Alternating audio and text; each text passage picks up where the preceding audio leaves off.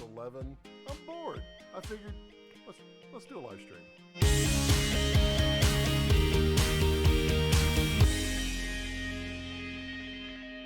Oh, it's good to be bored, right? Because boredom equals fun, and fun equals somehow it equals a live stream. I don't even know why I have this green mat on here. I was doing it for a project, which y'all will see at some point. I really have no idea how this live stream will go tonight because, you know, it's kind of unannounced. I'm not putting it on Facebook or Twitter or anything. I'm just putting it out there. Just letting everybody kind of hang. And, you know, we'll see how it works. I'm here to basically kind of answer questions. Hey, Alex. Hey, Jamie. You skipped the ads. Man, Jamie, why you do that to me, man? Hey, Jamie, we need to get together, dude. When do you want to get together? We need to get together. Not that. Let me rephrase that. We need to go hang. Yeah, that. Alex, what's going on, man? I just, you know, I figured I would do a live stream. I don't know why. It's Sunday night. It's like the time of boredom for most people, and I feel like, you know, it'd be a really good time to live stream. And maybe I might just live stream for about 4, 5, 6 hours, just to see what. You know, maybe people want to chat in the middle of the night, and I've never been, you know, available to them. And I want to be available for people. I want to do my part. Here's next couple weeks episodes right here. Got them all ready to go. Did you check these bad boys out? Well, y'all haven't seen them yet, but yep, these will be coming in a week or two. These are homemade barn doors for Quasars. Look at that. Isn't that nice? You can move them, control them. You know how much these cost? You can build 2 of these for less than $7. That's a deal that everybody can get behind. I figured, you know, it's important to kind of get back to some of the DIY stuff. I enjoyed doing that. I always feel a little bit guilty when, you know, I get on here and wow, lifetime warranty, exclusive VIP membership for what? Doesn't even say for what. Oh, well. I always, you know, I feel guilty for, you know, like showing reds and that kind of stuff. When, you know, I got started doing DIY stuff, I could show you some clips. They would be hilarious. And, you know, I will one day too. Maybe I'll do that as a live stream. Just play some of my old clips. They're so embarrassing. Yeah. Oh, you know, I got to remember to do that. When I do those, like, they're so embarrassing. Yeah. And then just go back to this way. Alex says, working on a wedding video. It's 2 o'clock in the afternoon here. Wow. I forget about you Australia folks. You got it all backwards. You're all backwards. It's winter there. It's daytime there. It's 10 o'clock here. How many frames am I dropping? Yeah, I'm doing all right. I kind of expected. You never know around here what it's going to be. Jamie says it's bedtime. Jamie, it's not bedtime. Don't be like that.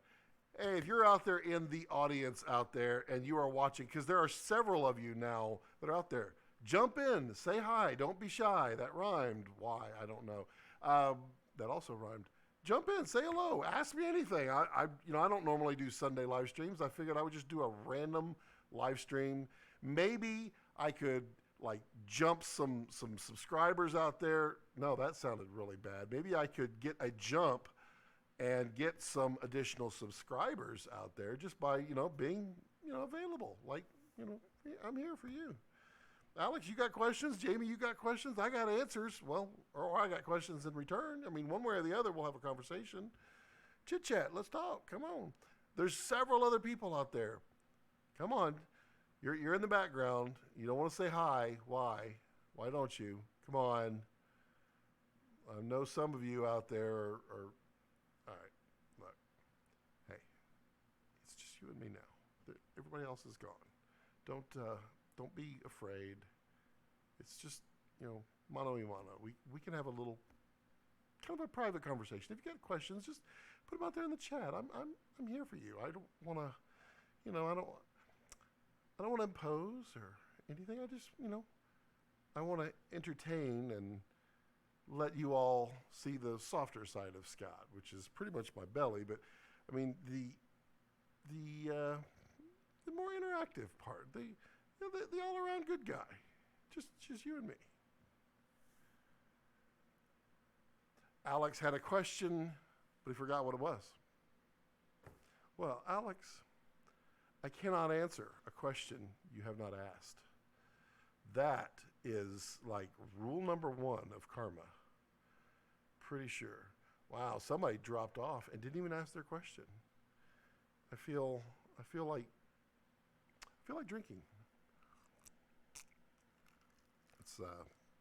It's strawberry pineapple. Non-alcoholic. I just like strawberry pineapple. So Alex is working on a wedding video. Oh, I do not like wedding videos at all. They're so stressful. HK Able, I lack a question. Well, I lack an answer. That is karma, and that's exactly what I'm here for. I mean, you can ask, whatever. It's all good. Jamie says, I don't have questions, only answers. Perfect, Jamie. Because look, here's the thing. What I've been wondering is, why is it that they cannot make an NVE storage card without cache? Why do they all stack really fast cache in front, and then behind the NVE RAM chips, NVE, NVMe, those chips are slow. So you get like an SSD with like 1 or 2 gigabytes per second of cache, really fast, and then it's 200 megabytes per second after that. I don't know why that. So why is that, Jamie? Alex says, what do you think of the Canon Cine series, like the C100 Mark II, looking at getting one? So Alex, I can tell you, before I had a Red, I had the C100 Mark I autofocus, which was kind of like the Mark 1.5. Hold on. And I really like the Canon, the Canon. Well, I call them potato cams because I mean it's like a giant potato that you're filming with. They look really good. Now there are problems with the C100 that the C300 didn't have, and that was the codec. The codec on the C100. Even the C100 Mark II has a little bit better codec, but it's still not a robust codec. So what happens is, if you don't expose it right, or if you didn't get it to look exactly the way you wanted it, it's hard to push the colors. You can push the colors, but there's not a lot of latitude with that codec. If you use an external recorder, like an Atomos, then you can really push that quite a bit. But the C100, I love that camera, and the autofocus was pretty fantastic. My opinion for you, though, Alex, is I don't think today, if I were buying a camera, that I could tell someone that they should buy a 2K camera. I really feel, and the reason I feel this way is because 4K TVs are, I mean, that's all you can buy really now. 2Ks are barely in existence now. The 4K TVs are cheaper than the 2K TVs were. 8K is coming around the corner, and then the theoretical maximum, and the theoretical maximum is because we can't really see anymore, is 16K. That's coming. I mean, it already kind of exists, but I mean, buying a 2K, you can do it. I mean, it's fine. Wedding films are fine for C100. It's a great camera. I would just try, and I know it's a stretch, I would try to get like a C300 Mark II or a C200 because those are both 4K cameras, and their codecs are really good. The C100 Mark II was kind of cool that it had the 60 frames a second, which you could not do with the C100 Mark II. No, Mark I. but you know, it's a cool camera. I had it, I guess, a little over a year, and I I can't say that. Yeah, I kind of can. I kind of outgrew it, and I outgrew it in such a way that I do love nature, and nature, you get really um, wide dynamic range in nature. I mean, you could be in a forest and the sun's popping through, and when it hits, you're going to have these really bright spots, and you're going to have dark shadows, and the dynamic range of the C100, think I think it was somewhere around 11 stops of dynamic range. It was not a whole lot, but it looked really good. Um, the Canon Color Science really focuses on reds, a lot of the natural colors of skin. I mean, every single person on the planet, I guess technically not an albino, but every other person, all the way from the darkest of African American skin to the lightest of fair skin, there's red in there. And so Canon focuses a lot on the red, which makes skin look really, really good where others weren't. And that's something that was interesting, like the Sony cameras. I never really liked the Sonys until their Venice Color Science. The Venice Color Science focused a little more on the red, which made skin tones look a little better. And then they brought some of that color science, not a lot, to the A7R Mark III, the A7 III, and then now they have some nice looking skin tones. So ultimately what I'm saying is I would try to not get a C100 if you can. I'd feel bad because 4K is mainstream now. It's not on TV, but people aren't consuming TV anymore. They're consuming the internet, and the internet is 4K. Jamie says, I can't see past 6K. You gotta do this. You open your eyes. Jamie, open your eyes. Alex says, what would you recommend? I am looking at getting 2 cameras for a big business opportunity that I'm opening up. I was thinking maybe the C100 Mark II as a wedding documentary camera and maybe a Red Epic W. Well,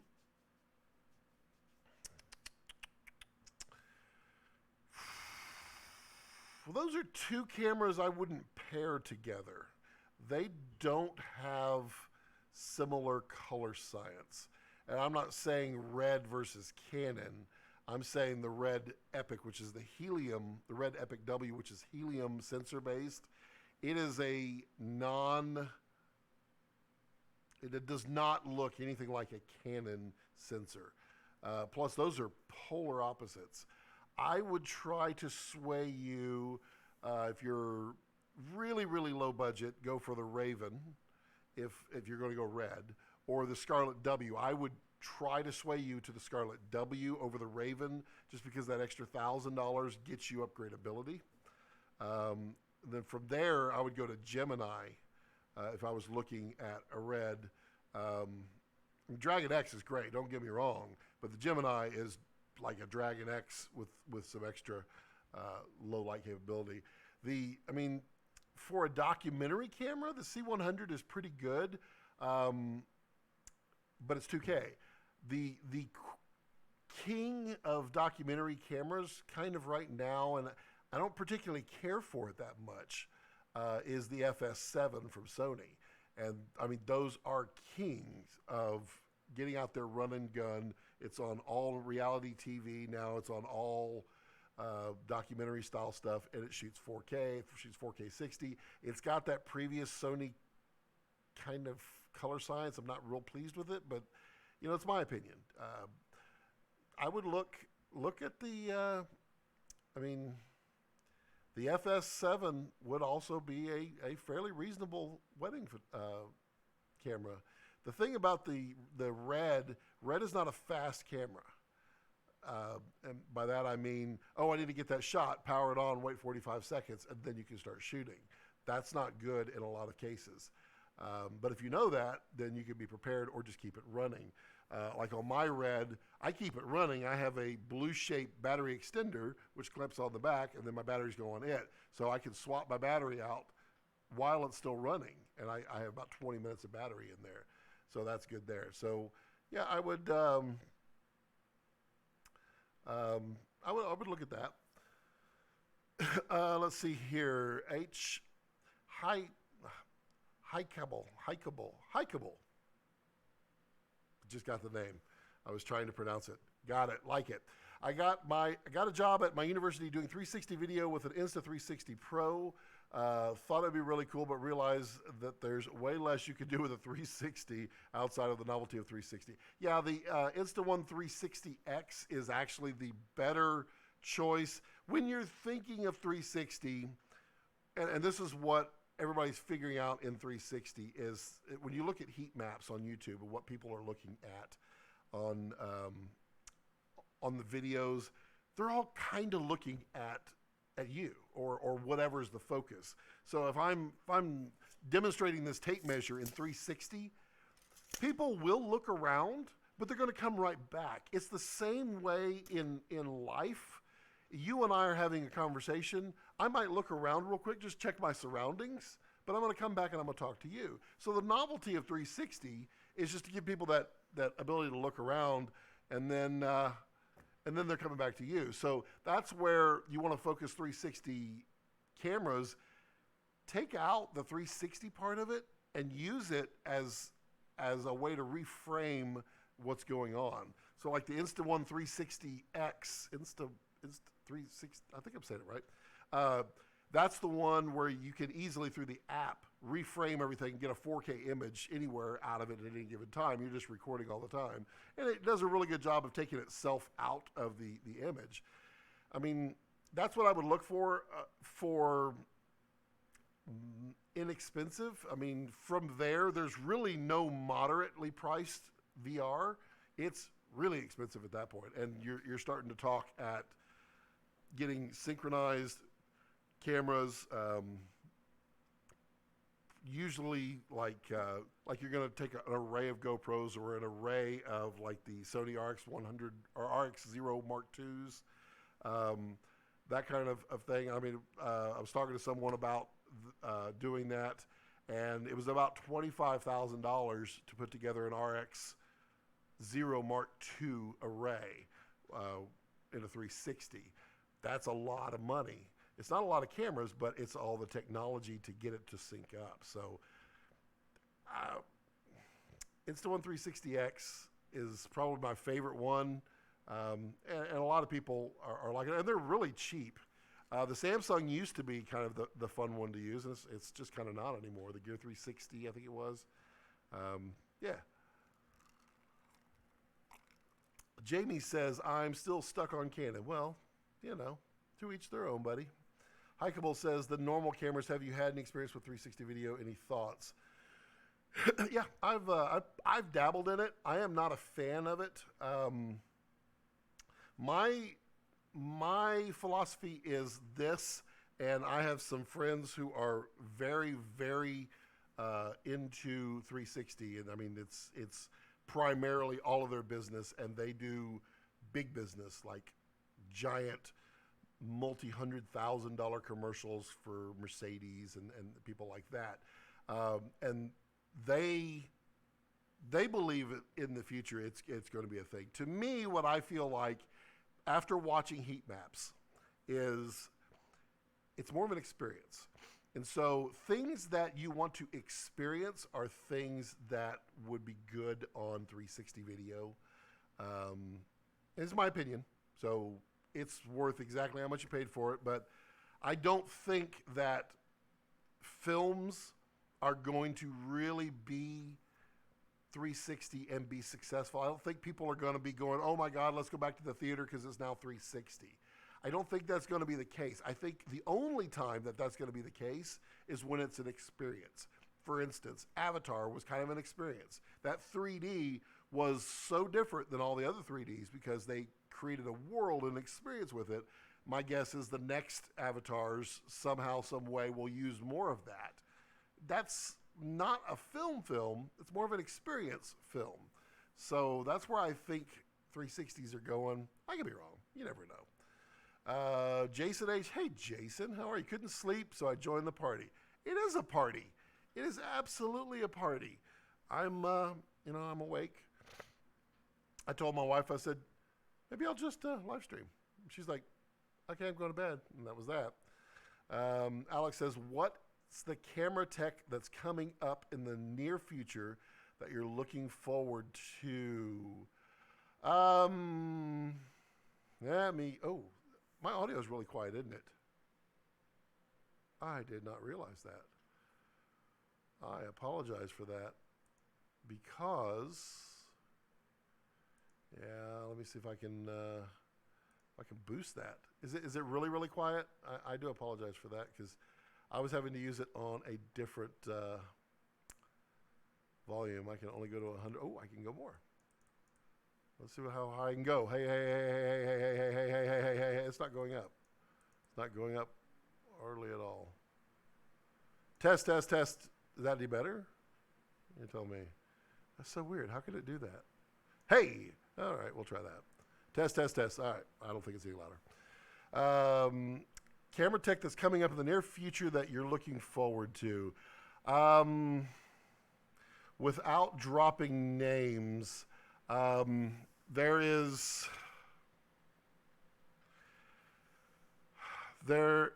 going to be, from one of my favorite camera companies, there's going to be another camera coming that is not at the same level.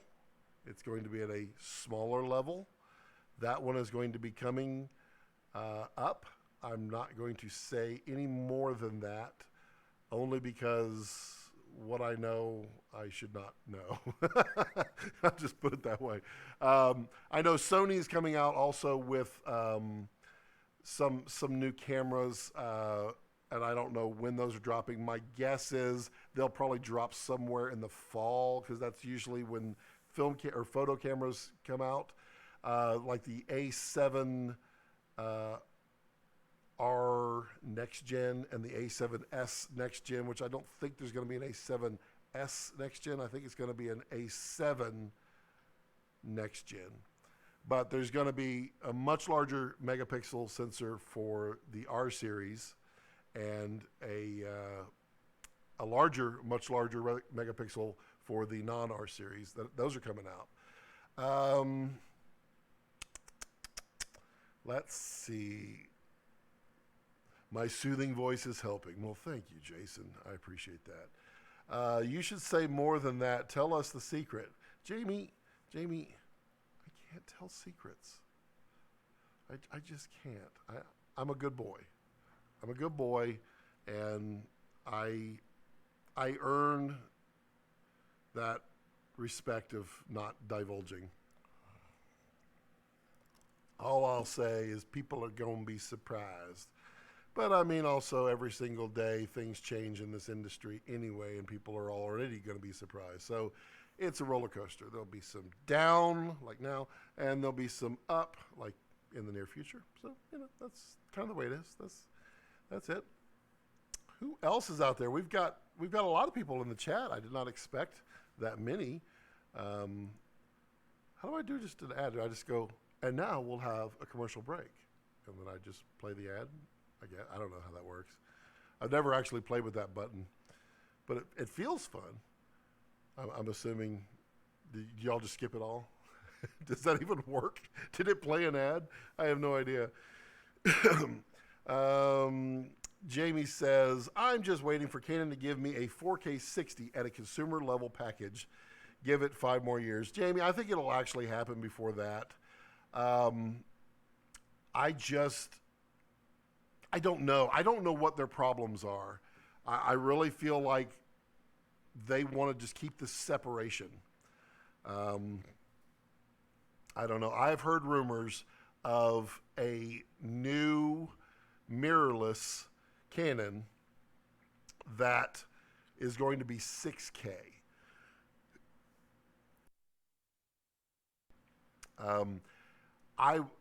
Someone said 8. I would say there's no way it's going to be 8 when Canon can barely get 4K out. So take that with a grain of salt. But I think 6K is likely coming. I think that's coming really soon. So give them a little chance. They are slowly learning, but I mean, let's be honest. Other people have had 4K. Well, let's see. 4K has been out. Canon's had 4K in 3 cameras now for a while. Well, they've had it in 5 or 6 cameras. They're all right. They're just Canon. Alex says, are you planning on coming to Australia anytime soon? I would love to. I don't have any immediate plans to go there. I do know that that I do want to. I know as my future plans expand and get better and more financially stable, then travel to various continents will be happening. So yeah, I mean, I just don't think it'll be anytime soon. Yeah, you'll probably have your red by then. Jamie says 6K. That is going to be too expensive. I would say it's probably like the M50 on steroids is the way that I'm understanding it. Or what's the 50 megapixel 5DSR 5DR whatever the 50 megapixel, it's to replace that which is really aging. And it's 50 megapixels, yet it doesn't look 50 megapixels. It's kind of weird.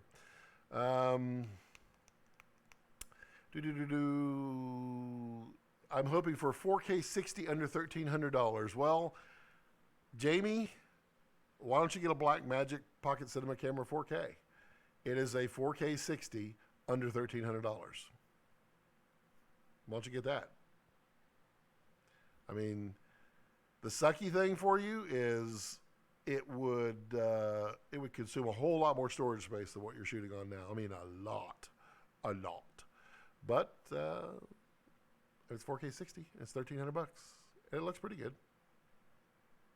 Jamie says Sony is whooping everybody value-wise. It's true. However, what has Sony come out with lately? They haven't really dropped anything. They were updating their cameras every 6 months. And then, pop, they stopped. It's kind of like, huh. It's, you have to wonder. They are definitely whooping everybody's rear end. I mean, they really are. They're so far ahead of everybody else, they're all playing catch-up, which is good unless you don't like catch-up. We are dropping frames every once in a while. That kind of stinks. I don't like that, but what are you going to do? People are still catching up. Sony is giving them time. Yeah, that's true. Maybe that's what Sony's doing. Maybe Sony's got theirs out here, and Canon goes, check out the brand new 5D Mark V. And then Sony goes, oh yeah, we got the new A7R. Oh yeah, next day. I mean, that's kind of what AMD did to Intel. AMD really trolled Intel pretty bad with the, I guess, Computex or whatever the computer thing. They said, here's our brand new processors, and they're amazing and they're faster than Intel. And then Intel says, oh, but we have this. And then AMD says, oh, we forgot. We also have this. And Intel says, but we're going to have this. And then AMD said, you know what? Oh, we so forgot. Now we've got 32 core processors too. And Intel's like, yeah, that's an eye of the moment. GH5 shoots 5K and EVA1 is 5.7K in ProRes RAW. So is Panasonic ahead in frame size race? Not necessarily. I mean, depends on who you're comparing to. So GH5 does shoot 5K. They call it 6K. No one calls it 6. So they are saying it's 6K because you use anamorphic and then you de-squeeze it and you get a 6K image. It's not. It's 5K. But it only shoots that in 24 frames a second. And it does it. It's cool. I mean, I've shot that way before. It's kind of nice. EVA1 is their next big. It's EVA1 is actually not a consumer up. It's a professional down. So it's like they built a new level below their professional line of cameras, but it's using the professional stuff. So yeah, it does shoot 5.7K, and it looks pretty good. It's a nice camera, and they just lowered the price. The price is now pretty reasonable. So I mean, I've been a big fan of the GH5 for 2 years. I like the GH5S. I like the EVA1. I've never shot with the EVA1. I did play with it many, many times. I was there when it was released, and it's a neat camera. And they have definitely been paying attention and updating capabilities on it. It's not one of those that you need to buy the latest version of our camera to get it. No, they add features in firmware. I mean, it's definitely a camera you can look at. It does have a Panasonic look. Panasonic look is a Panasonic look. The GH5 has a Panasonic look, although the GH5S has a different look than that because they switched to a Sony sensor at that point. But yeah, I mean, EVA1 is a nice camera. And ProRes is nice. I like it. I mean, it's industry standard. But DNX is DNX HD and DNX HR. Those are standards as well for Avid. They are just as efficient of codecs as ProRes, but I mean ProRes is no tiny codec. Alex says, I'm off to the shoot now. Scott, thanks again for all the great tips and advice as always. By the next time we've wrapped, you would have gone to bed and woken up most likely. See you in the next live. Thank you, Alex. Appreciate it. Panasonic still can't figure out how to autofocus. This is true. Can't deny that. They are still using contrast-based focus. Not very good. I mean, the best autofocus for video out there is the Canon with dual pixel. But because of dual pixel, it's why they can't seem to get anything out that's more advanced using the dual pixel. They can't get anything cheap out with dual pixel because dual pixel adds cost. So it's a struggle. It's a struggle for everybody, for sure. It's actually cold in here for a change. This fan over here is blowing. I need to point this elsewhere. We'll just do that. That'll help. Oh, I'm just blowing dog fur everywhere. Let's see here. Nobody likes my DIY barn doors? Wow, these are really cool. These are super cool. Look at that. Look at that. They work. I'm gonna line them up. They work. Too cool. Too cool. $5. Hard to beat. All right, who's got more questions? Who has not subscribed to me yet? Jamie, I know you subscribed. You're always jumping on here when I live stream. Why have I got the sniffles? That's weird. I feel like I just blew a bunch of dust into my nose. That's probably why. Yeah, I'm on a push to get some more subscribers. I want to grow this channel fast. I mean, everyone does. Everyone always says, I want to grow super fast. I want, I want the support, not for me, but for us as a community of a large community. When it comes to, more interesting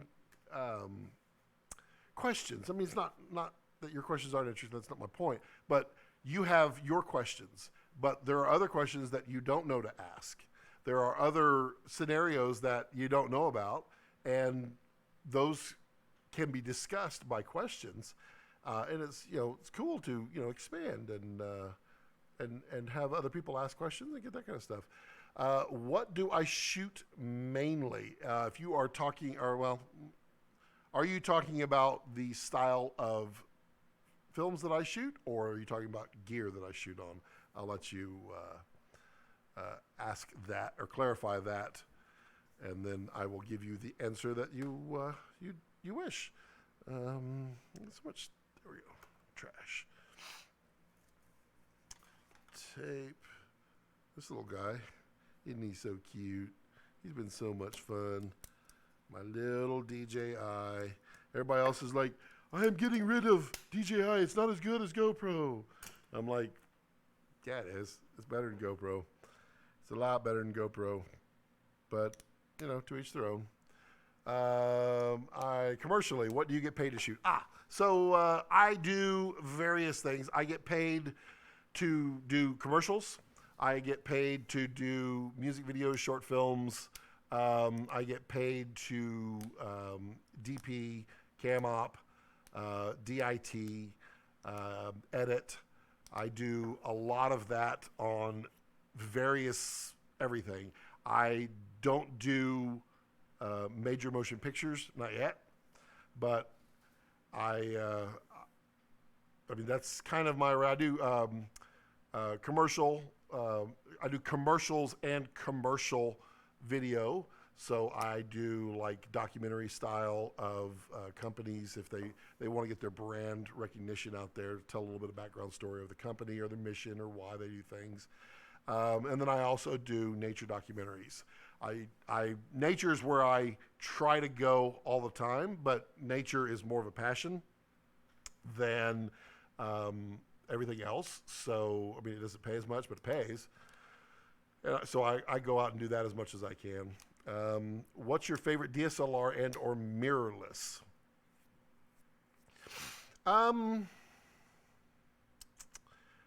So of the ones that I have used, my favorite would be the A7R3.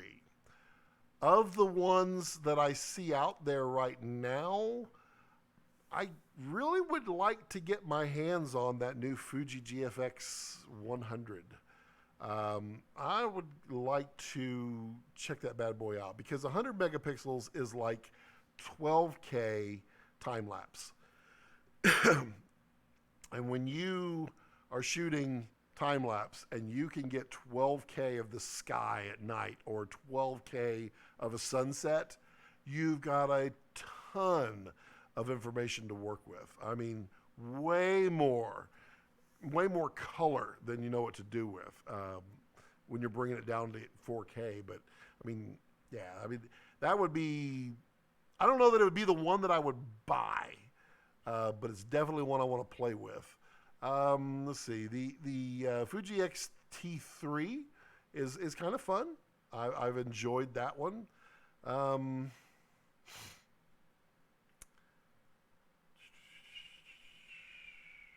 That's my list right now. Eye of the Movement, did that answer your question for what do I shoot mainly? I want to make sure that I answered it. If not, elaborate on what you'd like to know more about. I'm happy to share. Joseph. Hello, Joseph. Ideas to get my foot into the film industry. Yes. I hate to give this answer because I hate that you have to do it.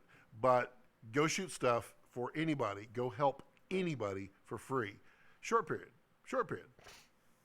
You need to get on set. That is how you get in the film industry. Now, I would ask you, do you know what you want to be in the film industry? And it's okay if you don't know. But let me elaborate based upon your answer there. Jamie says, my friend has the XT3. I think it is really nice. It is. And Fuji does have those Fuji film emulations, and they are pretty cool. I do like them. I used to have the XF100F, whatever it was, and it was a lot of fun. And it took some great photos. It was an all-in-one. It was a rangefinder type. The XT3 is definitely a interchangeable lens and a lot more fun. And it shoots 4K video. At the moment says, yes, thank you. Very interesting response and a very diverse skill set. Well, I am learning every day. So don't get me wrong. I will do almost anything because I love being on set too.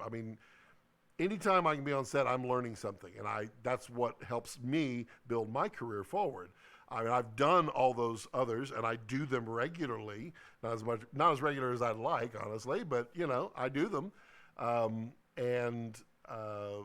it's good to have diversification in this industry because there's a lot of up and downs. I mean, I make nearly as much money editing for commercials and other people's narrative stuff as I do shooting. So, I mean, it's not where I want to be. I don't really want to be an editor. I happen to be an editor most of the time, but I mean, as I climb that DP director skill set, as I go up, then that will kind of move apart more. But I mean, I need to eat, so I'm not going to turn down an editing job if it pays my bills that month. So that's why I do it. And I would encourage that you not try to just do one thing, unless you become really good at it and that's the thing you love and you get enough work and you're happy. I mean, yeah, it's cool.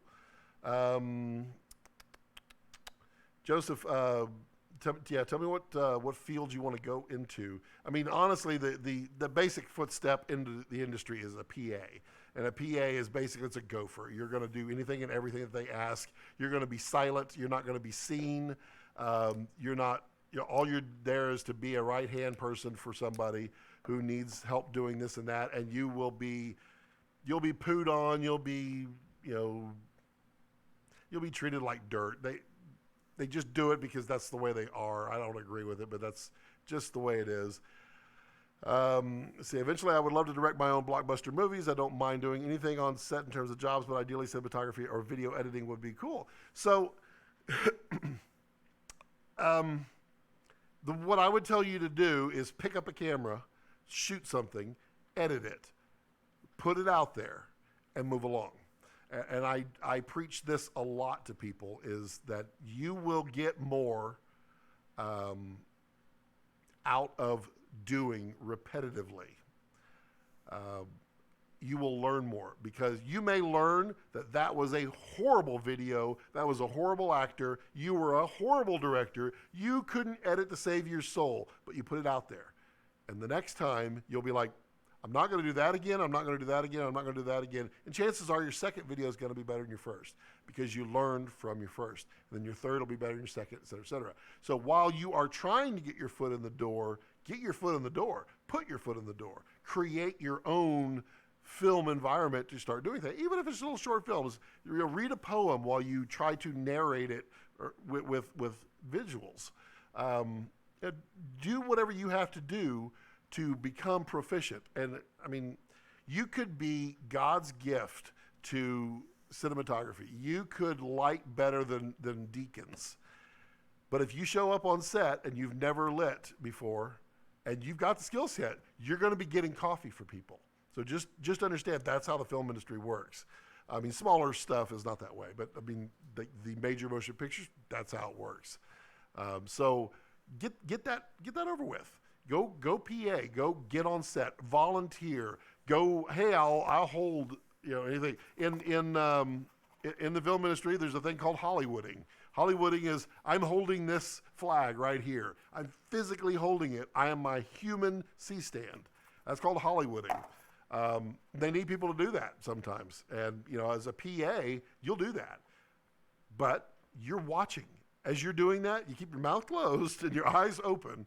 That is the big rules of the film, and just watch everything. See how people do things. See how, okay, they want more light over here. They want to do this. Okay, the motivation for this is more lonely. They want to take some of the light away. See how the grips do it. See how the electric brings over lighting. Watch how everything is done, and just absorb that while you're doing your PA. Hopefully that got you started there. But I mean, also read books. These books, these cinematic storytelling books, these are really good. They go shot by shot.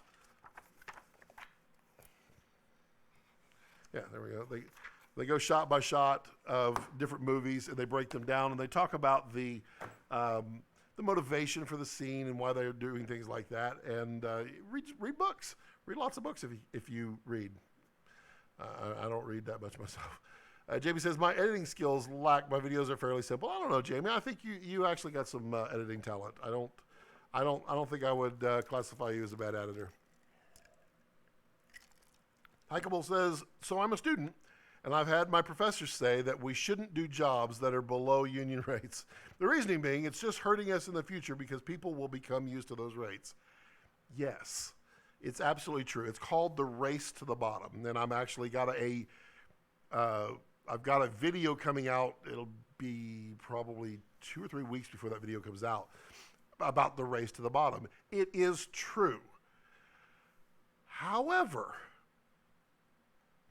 you can't get a job as a DP without a reel that shows that you can DP. And the way you get that reel is by DPing. And if you can't get a job as a DP, then how are you going to add stuff to your reel? Same thing as an editor. Same thing as any kind of as a director. You've got to get there. So to do that, if you can't get the job, then you can't add it to your reel. So you lower your prices, and you get to the point where you're giving it away. I'm about to do I haven't announced it yet. I'll just kind of pre-announce it right here that I'm going to be doing a music video for free. I'm looking in Austin to figure out where I can best market that as far as to get people to submit for this. And there's no cost. I'm just going to do it all for free.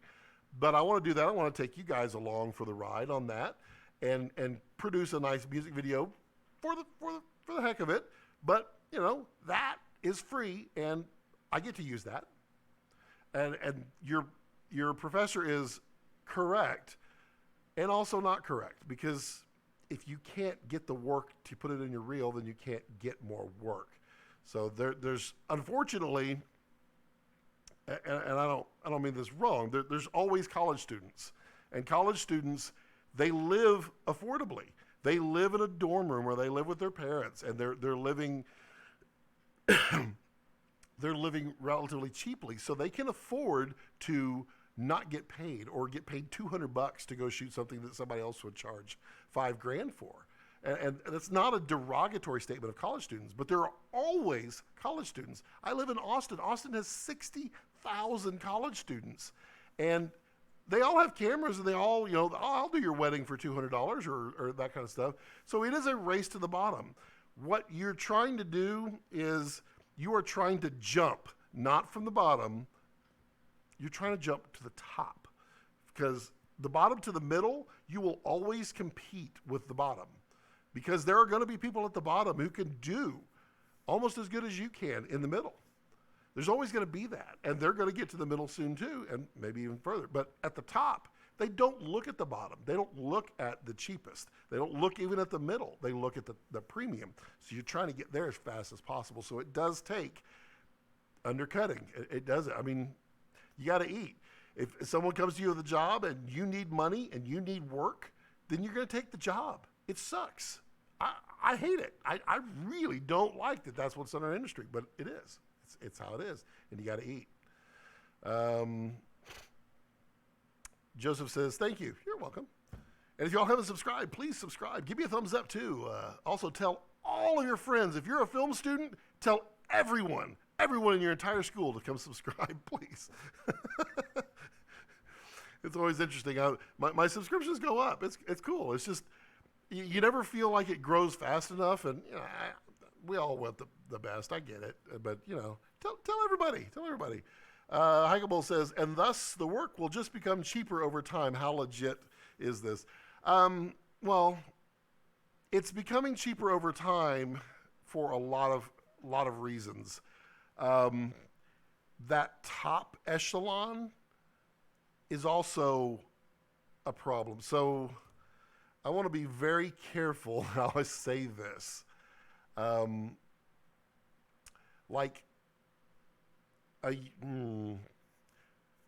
phrase it this way. There are set ways that things are done in the high-end television, high-end film industry that costs are way through the roof.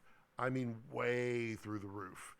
And you could do things much cheaper, still produce the same quality if you put little checks on that. Some of that has to do with the union, but the union has its place. So it's tough. Prices are coming down. Television right now, they don't know what to do because people are streaming. They're not going. I just saw the Discovery Channel, Discovery Networks, and this kills me. It also basically means that I will probably never work directly for or take my project to Discovery Channel. What they're doing now is they will not finance or fund your series. The production company, so let's say like it's Gold Diggers or whatever it is, that Gold Rush or whatever that is, that show, they now have to go to a bank, get a loan for the entire series, the season, shoot it, finance it all themselves. When it's done, they then sell it to Discovery. Now, Discovery says, "Oh yeah, we're going to buy it." No, they won't. They're gonna dig in and they're gonna like, well, we just don't feel like it's a $7 million budget. We feel like it's a $5 million budget, but you spent $7 million, you're screwed. What this is gonna mean is there's very few production companies that are gonna work for them now, and it's gonna be a problem. So yeah, I mean, it's gonna become cheaper in time because everybody's trying to figure out how to make money. Everybody wants their cut. YouTube was kind of nice because everybody could go straight to YouTube. There was no middleman.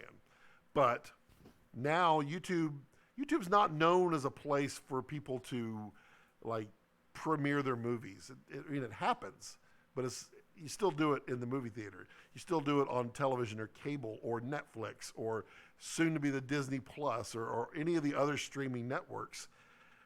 They're all trying to make their money. So Disney Plus, when they come out, if you want to put your product on them, they're going to take a huge cut because they want to make their money. And every single part along that chain is going to want to make their money. And so what happens is they don't ever want to change their pricing structure. They want to continue to make the same amount of money. Well, we always need to make 18% on anything, which means you make less. That's the real problem. Until they're forced to change, ours gets smaller and smaller.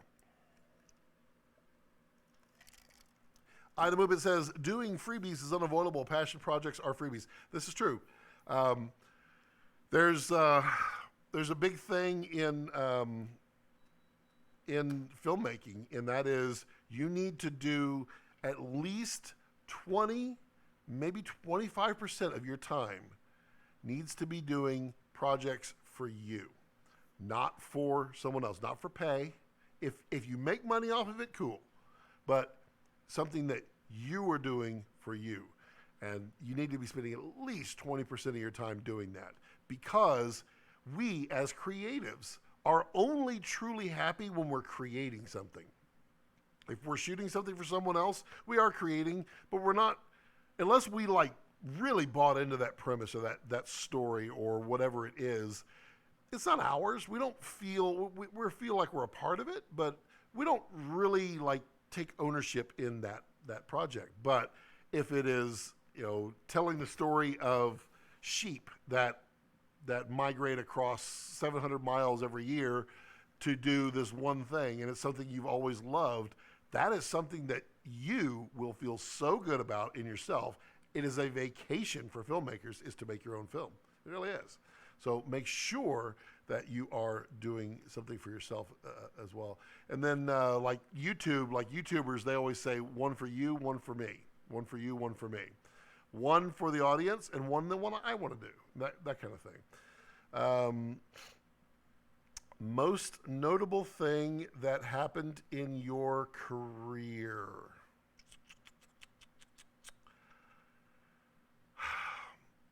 I would say the most notable thing, and this is going to feel weird to say it like this because most people are like, you shot Jurassic Park or that kind of stuff. Most notable thing to me was attending a seminar kind of thing. It's I've talked about it on here before. It's called Masters of Motion. But I attended that for the first time 4 years ago, Yeah, 4.5 years ago. And it changed me in so many ways. It expanded my career in so many ways. It brought me to networking level that was way higher than before. I mean, to sit down and chat with Dean Kundi, who DP'd Jurassic Park, for instance, to really get to talk to really high-end people and converse with them on a one-on-one level, not as a master and student, just as people. We're still, I mean, the respect is there. There should be no blurred line there, but you get to interact in a way that is so much different than normal, than watching some video or learning somebody as they're talking to you. To converse with someone is fantastic. And it was nice, like Dean Kundi, I met him 4.5 years ago, and then I ran into him at the ASC party at Cinegear, and we chatted for a little bit. He remembered 4.5 years ago. It was great. I mean, it's that kind of, I call that a launch into not the social network of filmmaking, but into the understanding and to branch that network out, and that really has launched me a lot further. I mean, secondarily, thing that is notable in my career, I worked for ABC Disney back in like 2000, back when HD was first around. Actually, I mean, I helped build out the network. That was a great notable time for me because it really allowed me to use the skill set that I have been wanting and building over the years and apply it to something meaningful, which was really cool. Hikeable says, I need to go to bed now. I don't comment often, but your videos have been very useful on my student films, on brushing up or finding out whatever before a shoot. Thank you, Hikeable. I do appreciate that. That is truly what I'm here for, is to just share what I have learned. I am not God's gift to teaching. I only just share what I have learned. And I mean, it's hard sometimes to get answers. And if my ability to get the information out helps anybody, I love it. I truly do. Thank you so much, Hikeable, for that comment. It made my evening, made this live stream worthwhile. Truly, thank you. Oh, and tell all your friends to subscribe. All right, let's see. We got more people. Say hello, people. Come on, you're joined in. I mean, I did not expect. I honestly expected that I would live stream and like one person would jump in and then kind of jump out, and that I would probably be talking for like 20 or 30 minutes, just by myself, just talking about the weather. But no, it's been great. I really appreciate everybody jumping in. This is cool. This is fun. I plan on talking for several hours or until I get tired, which is rarely ever happening for me. And originally, my intentions were I was not going to keep this one out there. I was just going to delete it when we're done, but I don't think I'm going to do that. I think this has been a great live stream so far. I've been loving it. Who's got more questions? This is Sunday. This is Sunday night. This could be Monday for some of you. It is Monday for several of you. Ask some questions. Let's get the conversation going. Jamie, what are you working on now? What are you doing? I mean, you are just raking in the subscribers. How are you making that work for you? How's that financially going for you? What kind of things have you done? Let's chat about you. Let's chat about you. Who else? Man, we got more people on here. Say hello in the chat if you're joining in. Don't be shy. Don't be afraid. Just tell me who you are, what you do, or if you have any questions. I mean, any questions, ask them. Obviously, if they're a little bit weird, I'm not going to answer them. But I'll try to answer anything I can. Ask those questions in the chat. That's what we're here for. And we're here. We're all night. We're gonna go all night. All night. Yep. I've got all night, folks. Do you have all night? Let's get some questions going. Come on, let's do it. This is my local 600 stress camera. Look at that. That's soft. Bill Howard says, good average length for a show reel sizzle, 60 seconds. See, 8 seconds is all you have to dazzle anybody. So if you haven't kept their attention in 8 seconds, I mean, it's over. Your very best stuff, you lead with that. You put your second best next. You want to keep them as long as you can. But in 8 seconds, they're going to decide whether or not you have anything. If you've dazzled them enough at 8 seconds, but not quite sure, then 15 seconds, they're going to drop off at that point if you haven't dazzled them more. So 60 seconds is a great show reel. Yeah, I mean, if you want to make it longer, fine. But the first 8 seconds is all that matters, really. Joseph says, when I was in high school, I got the opportunity to go on set of a Target commercial. I met a lot of cool people and stuff. Regret not asking to come again. Yeah, you should always ask. Just say, hey, I have lots of free time. I would love to come PA for you on set. Eventually, they're going to love you and they're going to pay you to PA. I mean, a lot of them have to pay you, but I mean, I would show up. No question at all. I would do it. No problem. Bill, thanks for joining, buddy. What's going on? You surviving the summer? You surviving the hot, the heat, the 100 degree weather? It is. It's been a hot one. It's actually going to be nice and cooler this week. I am waiting to find out. There is several shoots coming up. Colorado, Nevada, several shoots that are coming up, and I'm just waiting for the go or no go on them. And yeah, then I've got a trip, wife and I, at the towards the end of July. Wife and I are going to take a week and a half filmmaking journey where for nature, just so she can go out there and have some more fun. She likes to do that stuff. But I got other shoots around there, and yeah, I mean, lots of cool stuff. What else is going on, people? We got to see. I see 1, 2, 3, 4 people. There's 4 people commenting, but there's way more than that in the live stream. So say hello. Don't be afraid. We're here. I mean, I've got this lovable little guy. How could anybody with this level? We'll set him right here on the. Yeah. Dr. Malcolm. You can, you can hang out. I got some Bob Ross mints. If anybody needs some fresh breath, we can take care of that with you. Lynn's cleaning cloth. Yeah, well, I'm here to chat. I had no idea how much interaction I'd get tonight, so I just figured I'd come hang out and see if anybody else wanted to hang out. We're not dropping frames. I mean, that's good. I've been on for an hour. That's really good. I kind of dig that.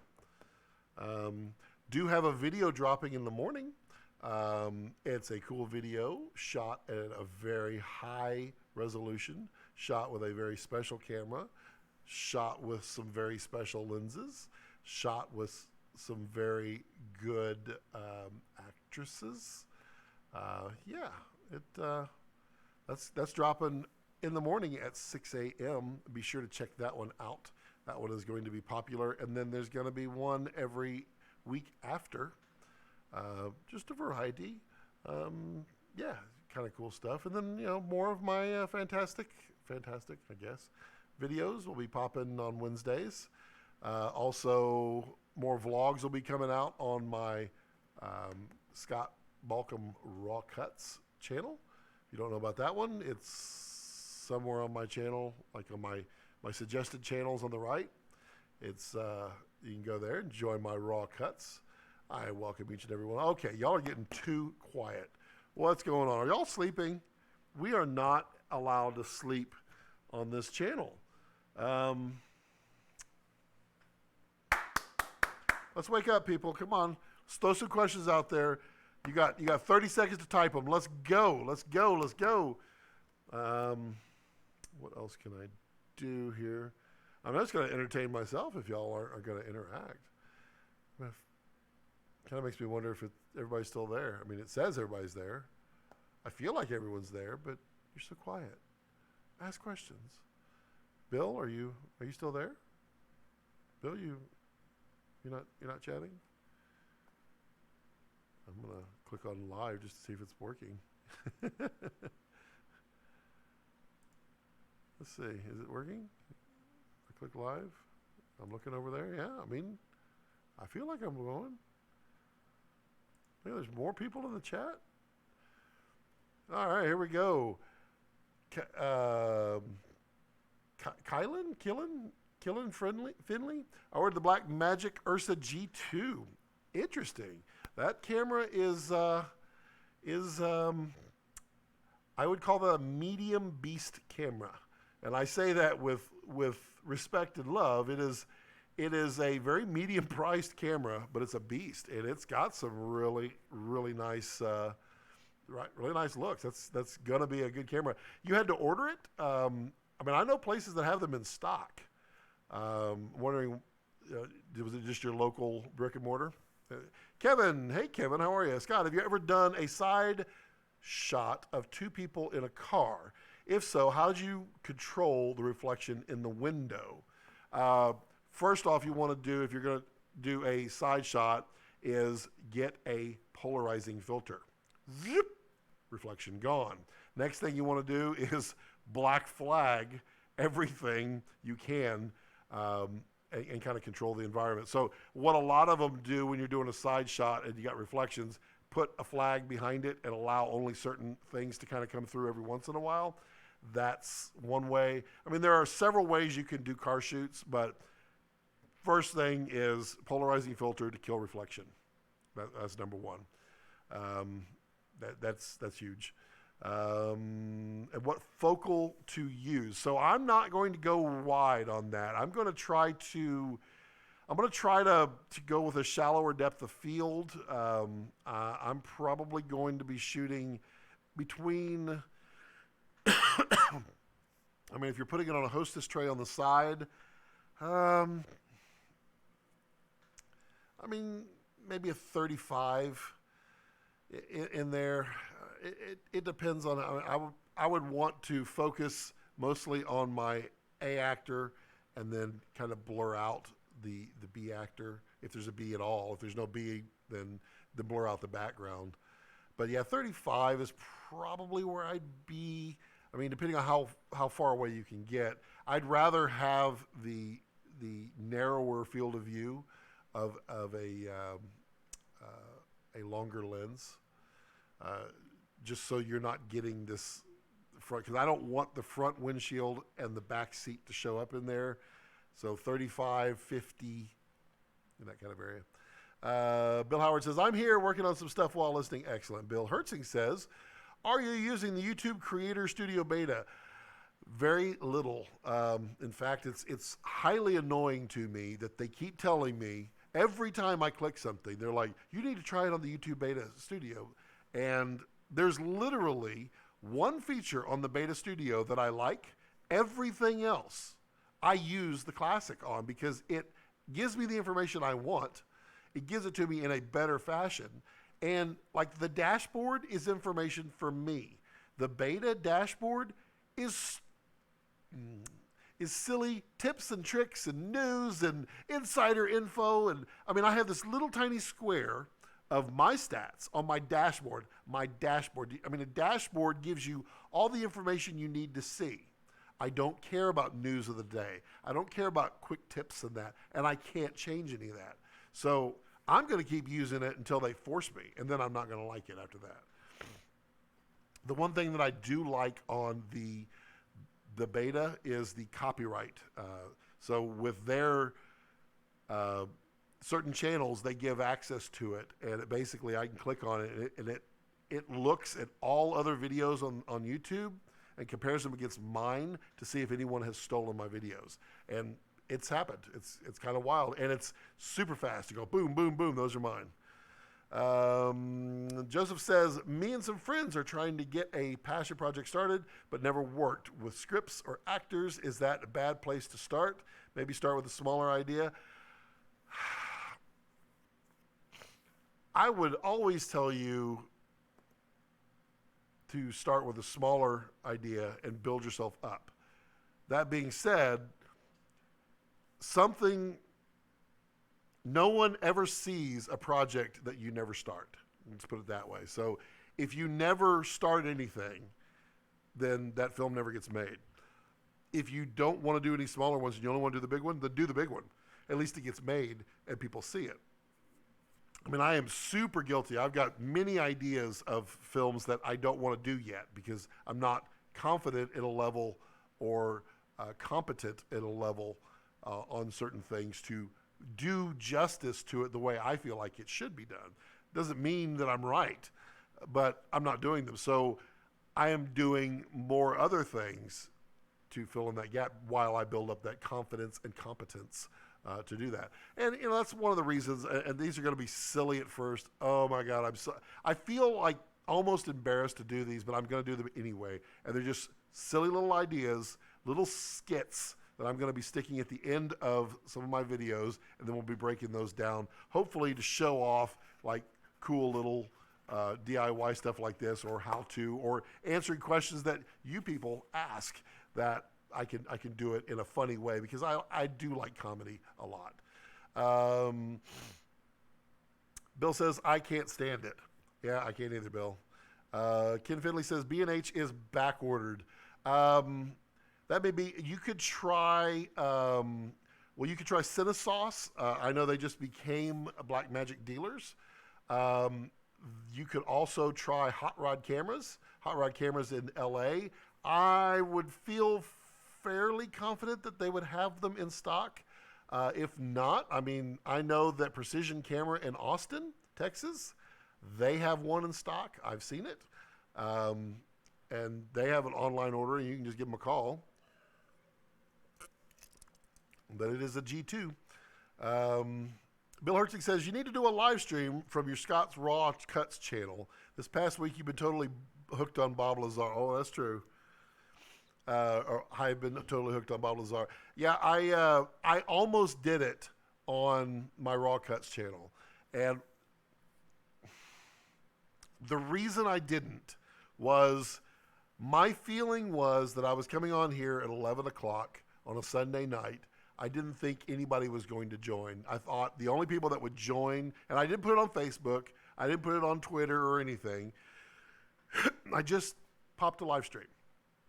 And I figured that all I would get would be random people, strangers in the night, that would come from YouTube somehow, some way, and join. And so I thought maybe it would be a good way to expand my subscriber base a little bit. You know, you got to work for everything. So the reason I did it on this channel versus the other channel is I was just going to talk filmmaking more. And so the Raw Cuts is more just in my life. And yeah, the Bob Lazar stuff would be fun. Maybe I'll go over there and do a live stream on that one and title it Bob Lazar. You know, Bob Lazar, if y'all haven't seen it, there's a great Netflix documentary on him. Forget what it's called. I think it's called Bob Lazar. But Bob Lazar is this guy, a scientist who worked at Area 51 and has expressed some knowledge about some alien crafts that they have. And the interesting thing about it, and this is weird, and you know, this is kind of going off on that topic, is he did this 30 years ago, and I've watched him for years, and his story's always the same. And he talked about some amazing stuff that they had. Many of those things that he said 30 years ago, which didn't exist, have now come out and exist exactly as he described them. So it's providing credibility to the guy. So it's really an interesting thing. It's a cool documentary to watch. And if you love conspiracy stuff, if you love alien stuff, it's really a good thing to watch. But Bill and I have been kind of fascinated with this alien stuff lately. It's fun. Plus, I love sci-fi, period. Kevin Kelly says, I am planning something at night, and the camera will pan and dolly as the car comes to stop beside the car. Thought about black wrapping everything. So what you can do, night is actually a very easy one to fake. I do plan on doing a video on this. For now, if you go to Film Riot, they did 3 ways how to do it. The way I'm going to talk about is one of the ways that they talked about. But basically, don't black wrap, but black out. Get a black sheet on the side. And then all you want to do is just have some people with some lights, which I can't demonstrate because I don't have a light. Well, yeah, okay, so I can do it like this. So we'll just demonstrate it right here, right now. There is no other place I'd want to be. Okay, so as I'm driving along, which I can't see because I just touched the window, you just have somebody off to the side with a light, and you just kind of do that. You do that every once in a while. Then you have someone with a red light, and they just, every once in a while, they just kind of randomly do that. And you can actually trick the viewer and sell it really well. You'll want to have someone shake the car just a little bit, not a lot. A lot of people just sit there and do this. You don't want to rock the car because that's not normal. So just kind of push it and then push it again and then push it a little bit. Get that interaction. Get the lights right here. You can put a light in front of the windshield where it's kind of shining in the face because maybe he's staring off at other cars or maybe they're brake lights, so maybe it's a little red. And then you can have someone with a flashlight just kind of do that, shine the light as it goes by. That will imitate headlights coming by. You can also take a stick light like this and go overhead. So you just kind of wave the light over the top of the car. I mean, if you don't have a stick light, you just do a panning light, you can do that. You will sell so much of that just by suspending, you're just suspending, what's the term there? You're just drawing people into your illusion, and people will accept it if you have some dialogue or you have something in that car shot. But go watch the Film Riot one. Show Ryan and Josh some love. It's now Josh now.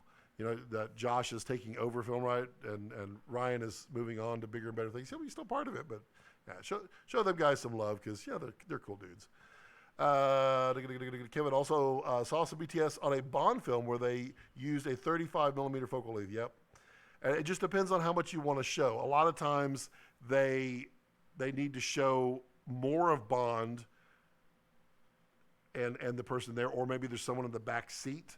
And so maybe you need them on, you need to see their hands on the wheel, or you don't need to see the hands on the wheel because that changes your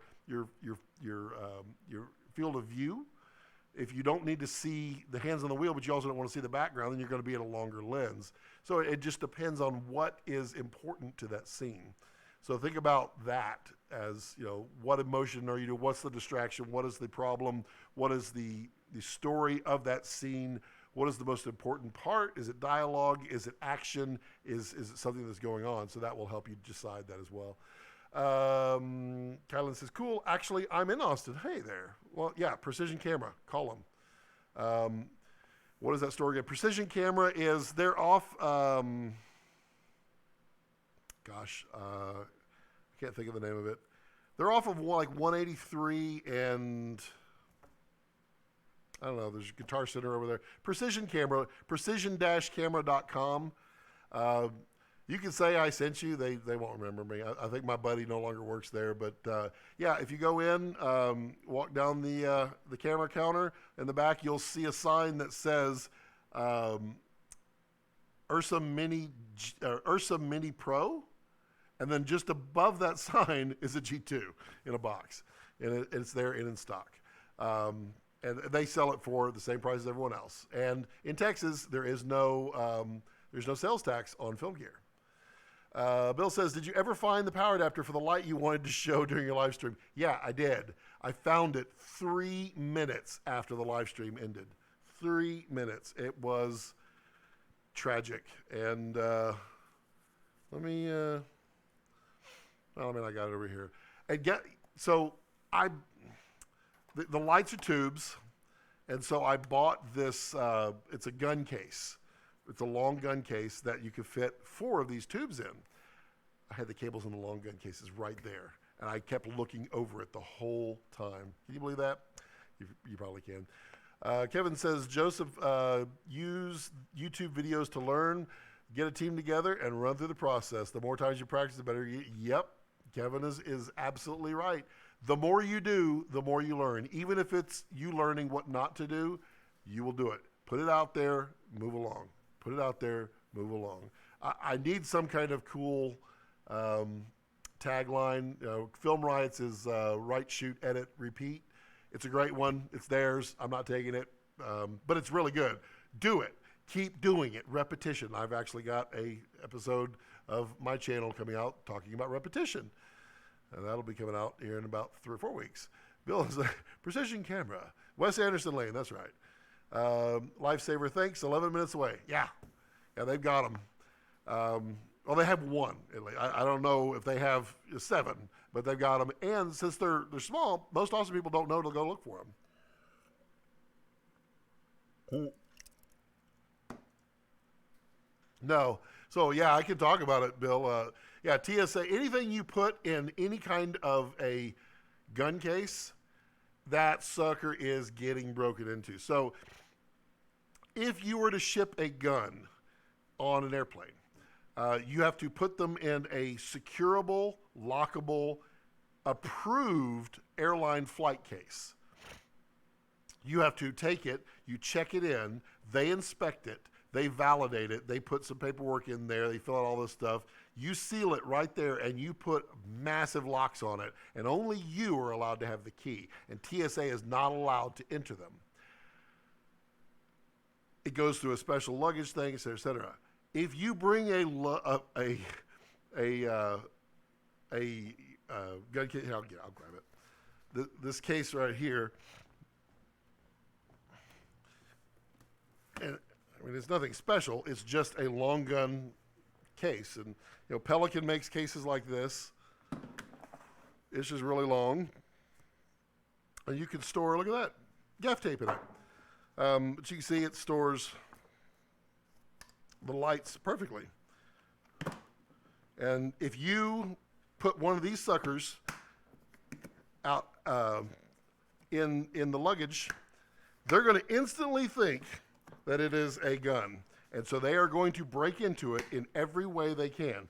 And unless it is a physically hard locked with a big lock, I mean, you're allowed to use the big locks on those. They're going to break those locks off. They're going to tear it up. I mean, every time I've ever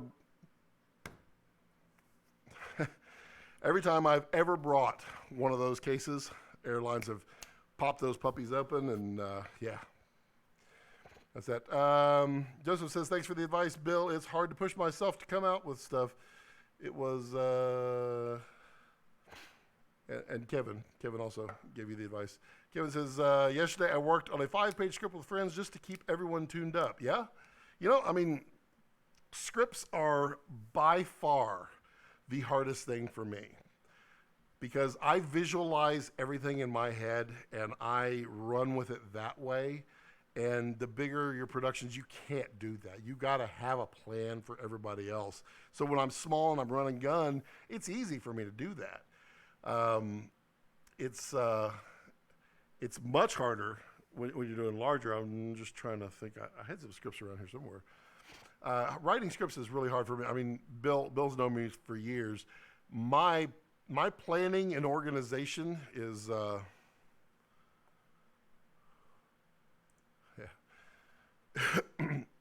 My planning and organization is always off the cuff. So it's super tough for me to plan. Joseph said, Kev, thank you. Yep. It's the words to live by. Just keep doing it. Keep doing it. Work yourself up. Just keep producing, putting it out there, and going. Okay. Yeah, that looks good. Let's see.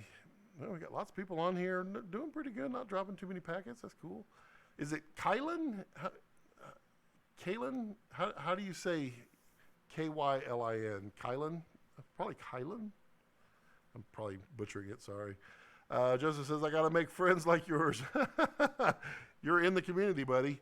That's how you make friends. You just network. And that's ultimately, since the internet opened up, the film industry is actually loosened up, and it's been a real struggle because like 20 plus years ago, you couldn't get this information. It was really, really hard. People did not share. It was always, oh, that's my secret sauce. No, it's not. It's exactly what you learned.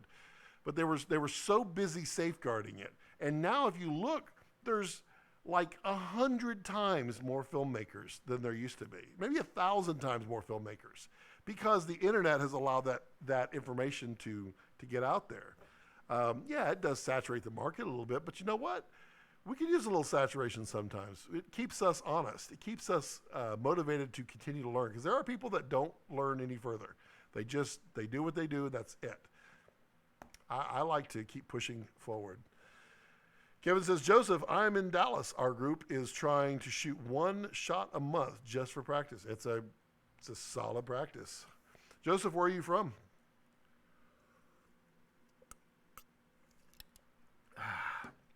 Delicious strawberry pineapple. Let's see. We've got, all right, folks, we are averaging 2 messages a minute.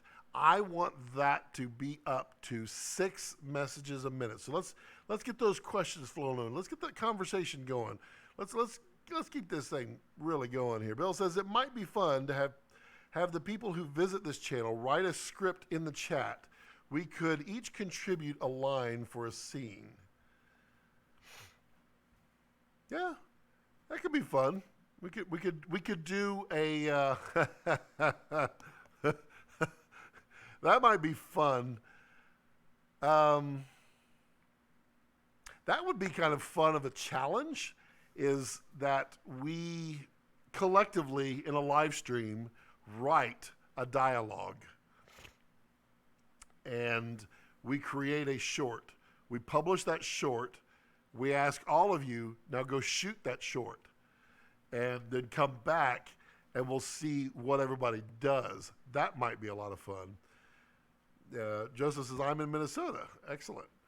All over the place. Yeah, I love the ideas of challenges. I've wanted to do those for quite a while. I wanted to make sure that we had a lot of interest, a lot of people active in there. And Joseph says, I should have a routine practice something small. Yes, you should, and you should be doing it all the time. You should be living and breathing this. I have, is it in here? Nope. I have a routine all written down that I'm about to start adhering to. That is a kind of a strict militaristic routine. Get up at X amount of time, spend this amount of time eating, spend this amount of time researching, spend this amount of time editing, spend this amount of time doing this. That way I can concentrate, because I get easily distracted. I mean, this right here, I just came up with this idea on a whim, and I was like in heaven for like the next 2 hours making these. I've got big ones and small ones. I've got them all over the place, and they really are awesome. Let me see if I can get this one over here. Yeah, I can get this one over here. Let's grab this. Whoops, definitely locked that. Grab this. This is, let's see if I blind everybody. It's going to turn on. Yep, it turned on. That's super bright. Woo! All righty. So this is a Quasar RGBx. Woo-wee. Come on now. Where you going? Oh, I see. You wrapped around. That's nice. Bad Scott. There we go. And so I built these barn doors, and they work really well. They're just very much like a Kino Flow. $7. $7 for this bad boy, which is now opposite. That's going to pop me in the head. Grip Tip says, whoa. Oh, yeah, Grip Tips. These, let me turn this around here. Hey, you see the shirt? So this guy right here, I mean, it is excessively bright in here. Actually, I like that. Let's change the color here. What is the intensity on this? So it's a little bright. So we're changing the intensity. Okay, I'm gonna turn this intensity way down. There we go, 1%. And so you could go through the saturation, the hue, plus or minus green. You can do through color temperature presets, and then you can go through color presets. So there's red at 1% output. Red is here. Oh, I'm gonna pay for this. I'm gonna pay for it. Intensity, crank it back up here. All right, we're gonna go through the color. There's red. There's yellow. Oh God. Ugh. There's orange. Maybe I should show. Oh yeah, it's blowing me out nicely. There's magenta. Doesn't that look great? There's none. There's blue. Oh, that's cyan, green. Yep. Okay, so let's go here. Let's go to effects. We were talking about rainbow. We were talking about these the other day, Dave. This is rainbow, so it's changing the colors in the background. I'm going to leave that in the background when I'm done here. There's short circuit. So I actually kind of dig that. It looks just like a, oh God. Okay, paparazzi. And then we've got fire effects. So we've just got a nice little fire in the background. Fire effects 2, which is apparently throwing gas on there. Fire effects 3, I don't know what you're throwing on that point. Cop light. And then you've got cop light 2. And then demo. So it's got all those effects. We'll do, oops, no, we're not doing that. We'll do rainbow. We'll throw that in the background. So that is the Quasar. And then the, come on now. Get over there. Get out of my way. There we go. Ruin my set, and I'll just throw color everywhere in the background. Let's do that. And then, yeah, these little guys. Yeah, these are $5. Those are $7. Made out of foam core. Worked like a champ. I cannot see, so give me a moment to adjust my eyes. Bill says you need an online store where people can buy those. Yeah, no. These are DIY. I would not want to sell these. They are. I mean, they're strong and they're durable, but they're DIY. I wouldn't want to sell them. But I'm going to use the heck out of them. I promise you that. They work like a champ. Work like a champ. Look for that video in 2 weeks. Bill says barn doors. Yes, they are barn doors. They're actually Kino Flow reflector doors, I think is what they're called. And they're not exactly the same as Kino Flows, but check out that hold action. Look at that. You can lock them in place. Oh yeah, you can make any shape you need, and it stays, and it weighs nothing because it's foam core. The best one would be make it out of Coroplast, which is that stuff that Kino Flows are made out of, which is corrugated plastic. Barn doors. Do you have a tan after sitting in front of that? Yes, I do. I also have no rods or cones left in my eyeballs, so I cannot see anything. Kylan, which you never answered how to pronounce your name. Oh, wait. Kevin Kelly says, Scott, if it wasn't for the internet, I would not be able to do movies. Also, the biggest holdback is people don't put the effort to do it right. This is true. This is true. Bill says, nice lightsaber. Got it. Okay. Kylan, which you still haven't, let me pronounce your name. Loaded question. But how would you go about finding actors for 2 different states? Shooting a TV show in LA and Kansas City, Missouri is going to have to be non-union because I have student funding. Go out. There are Facebook groups all over the place. So in each of those cities, there's going to be one. In Austin, there's an Austin Actors. There's an Austin Models. There's Austin Gigs. There's all kinds of Facebook groups and support groups for this. And that's where you go to ask. Make sure that the group allows you to ask. And usually they require you to put this is a non-paid or this is a $100 job. Some groups don't allow any non-paid stuff to go out there because everybody, of course, doesn't want to pay anybody. It's amazing. But, yeah, get on those groups. And, the best way to do it would be, say, I have a short film. It's a such and such type of film. Here's an example of some of my work. This is a low pay. We'll provide pizza and $100, that kind of stuff. And, have them submit to you. That's the best way. Kylan. Got it. Kylan. Bill says, you need to vlog on how to make those. Bill, I have an episode. It's one of the episodes that's on these 3 SD cards right here that are dangerously perched at the end of my my workbench here. The episode is all done, step-by-step instructions, including every single piece required, gaff tape, everything. I mean, I got it all on there, and a short materials list will be on there as well. So, yes, everybody will be able to make these, and they're super easy to do.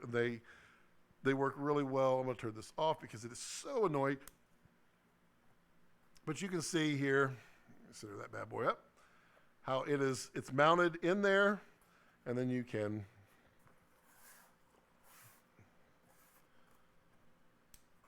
strip like that. Now you can get some really cool stuff with this. Let me manual mode, intensity. So you can do, let's get this pinched down quite a bit. It's hard to see, but you can get, well, let's do a different color. Color green. I mean, that cool kind of, that's hard to see. Where it's just a slit on your face. I mean, it's cool. I enjoy that kind of stuff. More sci-fi-ish. I'm going to move this out of the way because it's going to keep bothering me. Oh, so let's see here.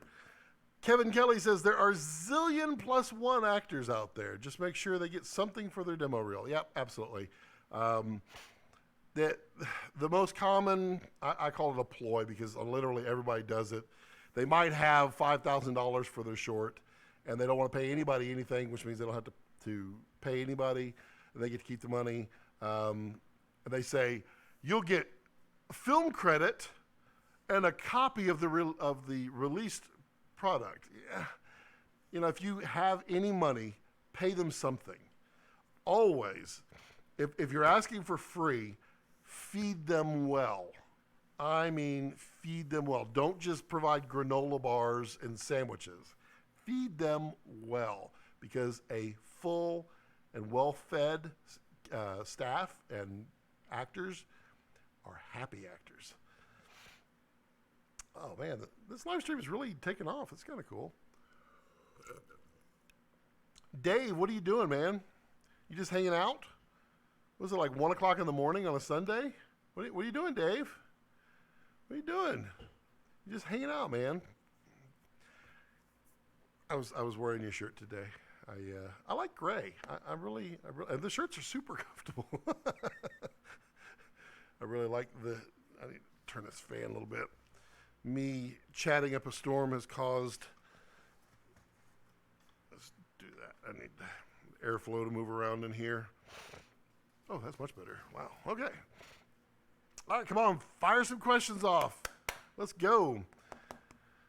Kai Lynn, how did you find my channel? That's a great question for me to ask you. Because you're in Austin, how did you find me? That's cool.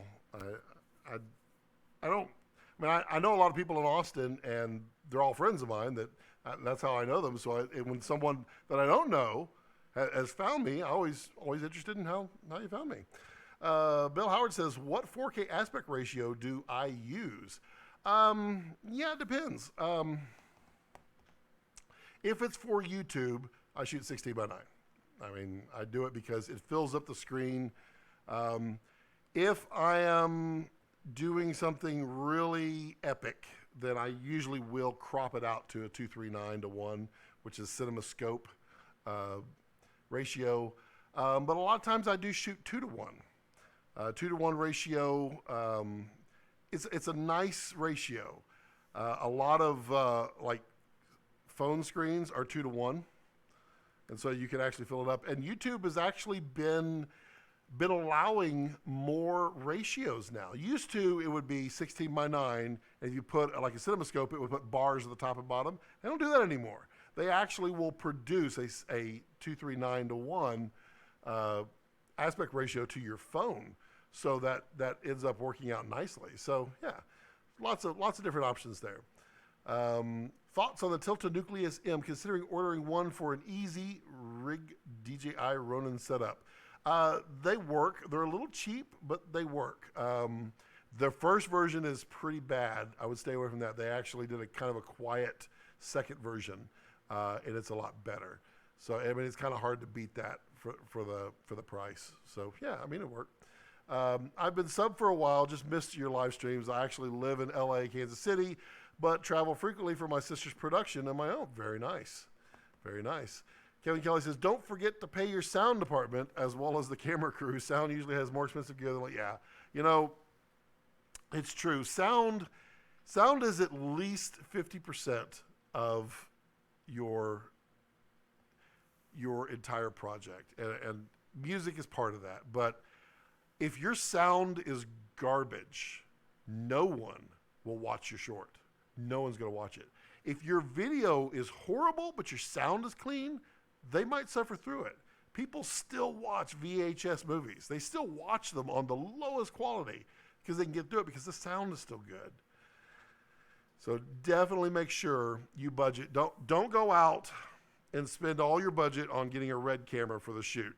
Spend your money getting a good sound person and a reasonable camera over a red and no sound people. Also, I mean, lenses are equally important in your visual. Lenses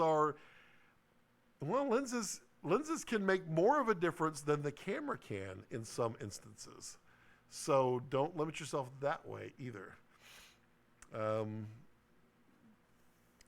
Kylan, missed my live streams. Yeah, I'm usually live streaming on Friday afternoons. I just wanted to play around with the Sunday because usually Sunday what I'll do is I'll just come in here and start vegging and just kind of soaking up YouTubes and soaking up movies or documentaries or anything that I haven't seen. And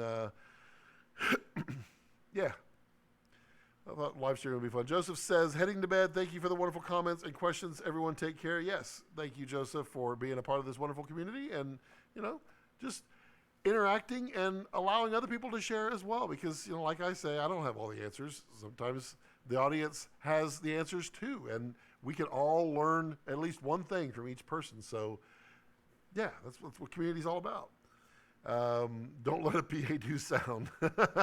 No, don't do that. Sound is really important. And having someone who understands sound is really important because it's not just someone holding a microphone. Someone's got to be riding that level. Someone's got to know. Someone's got to be listening when the air conditioner kicks on because you forgot to turn it off and it blows the audio on that. So, yeah, has to be done that way for sure. Let's see here.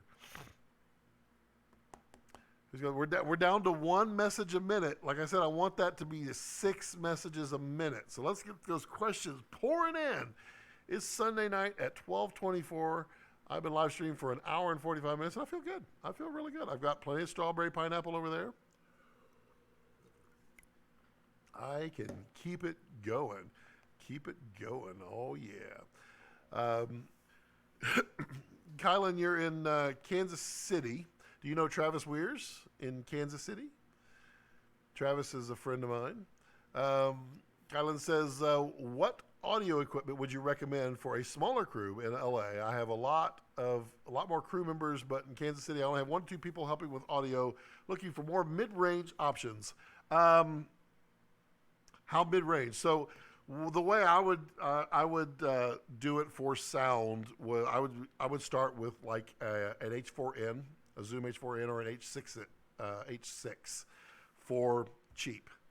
From there, I would try to jump up into the F8, which is their 8-channel. It's a fantastic recorder mixer all built into one. The F4 is fine. It's only got 4 channels. It's a little, it's got a few less features. The F8, you can do a lot more capabilities, like bring in the audio channel and divide it amongst 2 tracks, one set hot, one set not, so you can actually get backups, of your audio as they're going. You can record to multiple SDs, that kind of stuff. There is a new F6 coming out that I think it's actually dropping out now, which is all the features of the F8 in a smaller 6-channel. Really good. I mean, from there, you're going to go to Sound Devices, or you're going to go to Zaxcom. Zaxcoms are really cool. I like those. I mean, you're talking thousands upon thousands. So, I mean, if you're looking for a smaller crew, an H4n, I mean, it can handle quite a bit. I mean, you get 2 channels plus the 2 internal. An H6, you can get 4 mics coming in plus a stereo scratch set. So, yeah, I would look at that. They're quite good. Kevin says, biggest problem is the boom mic is 4 feet away from the actor on MCU. I'll be close up. Yeah, that's true. Getting a good microphone is key. The Rode mics are really good. Deity mics, I'm really interested in trying those out. I played with them a little bit at NAB. Let's see, who else has good... the Sanken mics are really, really nice. The Sanken CS2 is pretty nice out there. There's, of course, the really nice ones that are really expensive. Yeah, I mean, like a Rode NTG2 is a good boom mic. And one thing that that people overlook is buy some furniture moving pads, or moving, I forget what they call them, but they're like blankets, furniture blankets that you wrap around your furniture when you're moving. You can buy those on Amazon pretty cheap. Carry 2 or 3 of those bad boys with you at all times. And when you're doing an interview, throw one on the ground right in front of the person, and then throw them over anything. If you're in a kitchen, throw them over the counters on either side. Anything to kill off the sound. On a plus, they're also usually black or blue. I would try to get the black or the gray ones. So it kills a little bit of the light in there as well, so you won't get like the bounce off of everything. But that will also help your audio quite a bit. Also, a good trick for dialogue with a boom mic is, how would I demonstrate this without grabbing my boom? You don't mic the mouth, you mic in front of the mouth. So right here is where you're going to point, right, like that. So you pull the mic out, but you're pointing directly in front of the mouth, not the mouth itself. You don't want to capture the nose. You want to capture, if you hear conversations, it all happens out here. The sounds are formed in the mouth, but they come out in front. So mic that way. Sanken CS1E app, it's a great microphone. I had the CSR2 for a long time. It was a fantastic microphone. NTG2, NTG3, those are good. NTG4 that's the shorty one. I think it's good. It just depends. NTG3 is better than the NTG2 for sure. Kevin says, pick a quiet location where you can control noise like AC units or refrigerators. Yep. Sometimes you can't, and it's life. You try to do the best you can. Also, I mean, a shotgun microphone, it naturally picks up this direction in a narrow pattern, and it naturally rejects from behind and to the side. So if you have an air conditioning duct over here or a refrigerator over here, point your mic over here. Try to set it up that way, because if you point it this way, it's going to pick it up. That is also a good point. Thank you, Kevin. Let's throw some stuffs out there. We're down to 0.5 messages a minute, people. 6. 6 is the magic number. 6 is where we want to be, which is weird. I feel like we're getting a lot of conversation going. I guess YouTube analytics. Kevin says, aim the mic in front of the mouth and towards the chest to get resonance. Yep, exactly. You get that way, and it bypasses the mouth and gets right in front of the mouth. There was, who was it? Was it Ty Ford, I think, is the audio engineer who had a whole bunch of YouTube videos out there for a long time on microphones. He was really good about sharing that kind of audio knowledge. Also, like where to hide mics. There's actually a Facebook group on how to hide mics. I think it's hilarious. But, you know, you got to have mics everywhere. And that's the beauty. What's that little Sanken mic? The COS 1 COSM. It's a little tiny mic that you put in like flower pots, or you can put it on the back of a can, and you can throw it anywhere to get extra audio just in case something else doesn't pick it up. It's a really good mic. COS 11? Or is that's the lav mic, I think. COS 11, yeah. Let's see. What's going on, peoples? What's going on? Who else is, who's got questions? Who's got questions? We got lots of, who's got conversations? Who's got lots and lots of stuff? I've always felt that, I mean, a lot of people that do live streams, they come out and they do something like they build this on live. And by doing that, I don't know, is that a good thing or not? I feel like having this conversation is more important than doing this. I feel like this is something you're going to want to watch and pause. Like if you're doing it with someone, you pause it, do the part, and then resume it, and then you can keep going. And if you're doing that live, it makes it hard. Kylan says, I own the Rokinon 24, 35, 50, and 85. Would this be a good pair-up for the BMG2? My honest opinion, no. I am not a huge fan of Rokinons. They work. They're okay. I feel like they're going to start taking away from what you've gained with the Blackmagic Ursa Mini Pro G2. They need to come up with some shorter names too. Excuse me. Oh, I had fajitas tonight. Yeah, I'm not a huge fan of the Rokinon. I think the 35 and the 24 are horribly weak. They're really not sharp at all. The 85 is okay. The way I always put it to people is that if you look on all the for sale groups, the thing you see the most of, Rokinon lenses. Ask yourself the question, why are they for sale? That's probably usually the answer. Everybody starts with them. It's cool. I've owned them. I used them, and then I stopped using them. I would look at Sigmas for, I mean, the Sigma, the 18 to 35 Sigma on the Blackmagic Ursa Mini Pro G2 is pretty killer. Really nice. Also, the Takina ATXs are a little more expensive. Those are really nice on that camera as well. Yeah, the 5100 Sigma is really nice. I like that as well. Those are pretty good. Kevin says, I was watching a YouTube video on Navy boats, and I heard Ty Ford's VO. I PM'd him, and he said it was him. Yeah, I like Ty. Ty's been around a long, he's been around a long time, but he's been on YouTube a long time too. At the moment, how about the Sigma 18 to 35 and the 50 to 100? They are seriously some of my favorite lenses. It is what I use a lot.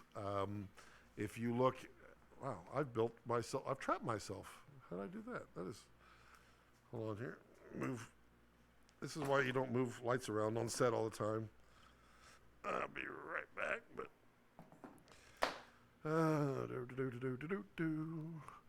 go over here, grab this camera, and take it off, and come on over here, and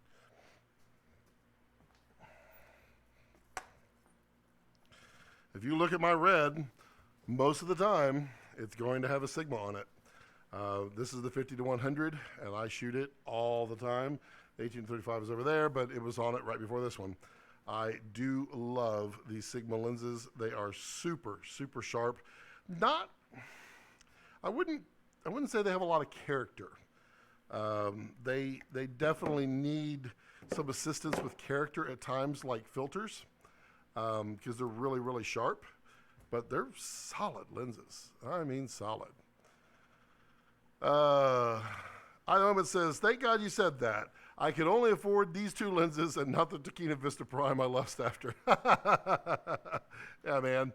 I also love the Tachina Vista. I love the Tachina Vista ones. Watch tomorrow morning at 6 a.m. Yeah, I have difficulty affording them as well. Working on that. But yeah, these are my mainstay. I shoot a lot of my commercial stuff using the 50-100 and the 18-35, and then I will throw on, which is over there, the 24-70 Canon. I don't like the Sigma 24-70 at all. They reversed the zoom on. I don't know why the Sigma did it, but the zoom is on the outside and the focus is on the inside. I don't like that at all. So I'm not buying the Sigma on that. I'm not a big fan of the Canon 24-70, but yeah, these are, I mean, they're Super 35 APS-C size sensors, but wow, they're sharp and they're fast. 1.8. That is that's a fast lens for sure. Put that right there. Kevin Kelly says, Tachina, yes, 6 a.m. No. Between you and me, Kevin, you can watch it after 6. It'll be available after 6, too. Yeah, there'll be something special at 6. Let's see, what else? Yeah, other than, well, that's not going to work. Let's do that, get it out of my way. Other lenses I would look at.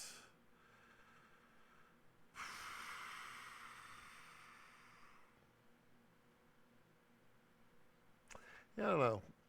I'm gonna do some more lens comparisons here in the future. We'll get back to you on that one. Alas, I have no more miles to go before I sleep. Were you driving? Tell me, no, you weren't driving. You were just tired. I get it. It's fair enough. It's only 12:30. 12:30 is nothing. You know what it's going to be? Let's see. Is it doing it right now? Okay. Yeah, I'm waiting for Windows. Bye, Kevin. I'm waiting for Windows to just reboot me right in the middle of a live stream. I know it's going to happen. I just know it will. That is exactly how Windows would operate. Ooh, I'm all charged. Let's see here. Who's got questions? Who's got... No. Who else has got questions? Come on, I've only been live streaming for 1 hour and 58 minutes and 32 seconds. We can go longer. I may have to go real job tomorrow. I like real jobs, especially ones that pay. I got to work on stuff tomorrow too. Who else just joined? Come on, people are joining in. Say hello. Welcome. We're talking about anything, really. I mean, this channel is dedicated to filmmaking, photography, cinematography, cameras, gear, all that kind of good stuff. But if you want to talk about anything else, I'm happy to talk about it. This is Sunday night. Eye of the moment. What matte box should I go for? Bright Tangerine. I find I need one as shooting into the sunlight an issue. Yeah, I would... if budget is a question... This is the Bright Tangerine Misfit Atom. This is the one that I would recommend. It is a fantastic matte box. It's very simple. It's very lightweight. It's very durable because of the rubber. and it works like a champ. And this is my typical go-to run around everywhere matte box. I have this on almost all the time. When I don't have this one on, I have the Viv on it. I've stopped buying Chinese stuff. I don't do it anymore. This is the one that I use, and it works like a champ. It works exactly as it's supposed to. Above from that, they have the Viv is a little more pricey. They have the Misfit, which is a carbon fiber version of that one. I would look at that. I say it all the time: buy it once, buy it right. What that basically means, if you spend the money to buy a good one now, you don't have to buy another one later. You don't ever. You just save your money, buy the good one, and you're good. You're good for quite a while. And shooting into the sunlight, I don't know that I would shoot into the sunlight ever unless it's like sunset and I want to kind of backlight my subject a little bit. But yeah. The Bright Tangerine is really good. Tilta makes one. It's okay. I've owned a Tilta. I did not like it. I bought their MB4, I think it was. It was a carbon fiber one. It weighed a lot more. It weighed a lot more than I thought it should. The Bright Tangerine stuff, I mean, this is really slick. Just comes on and off, and these just pop off with a clamp. You can actually stack two in here.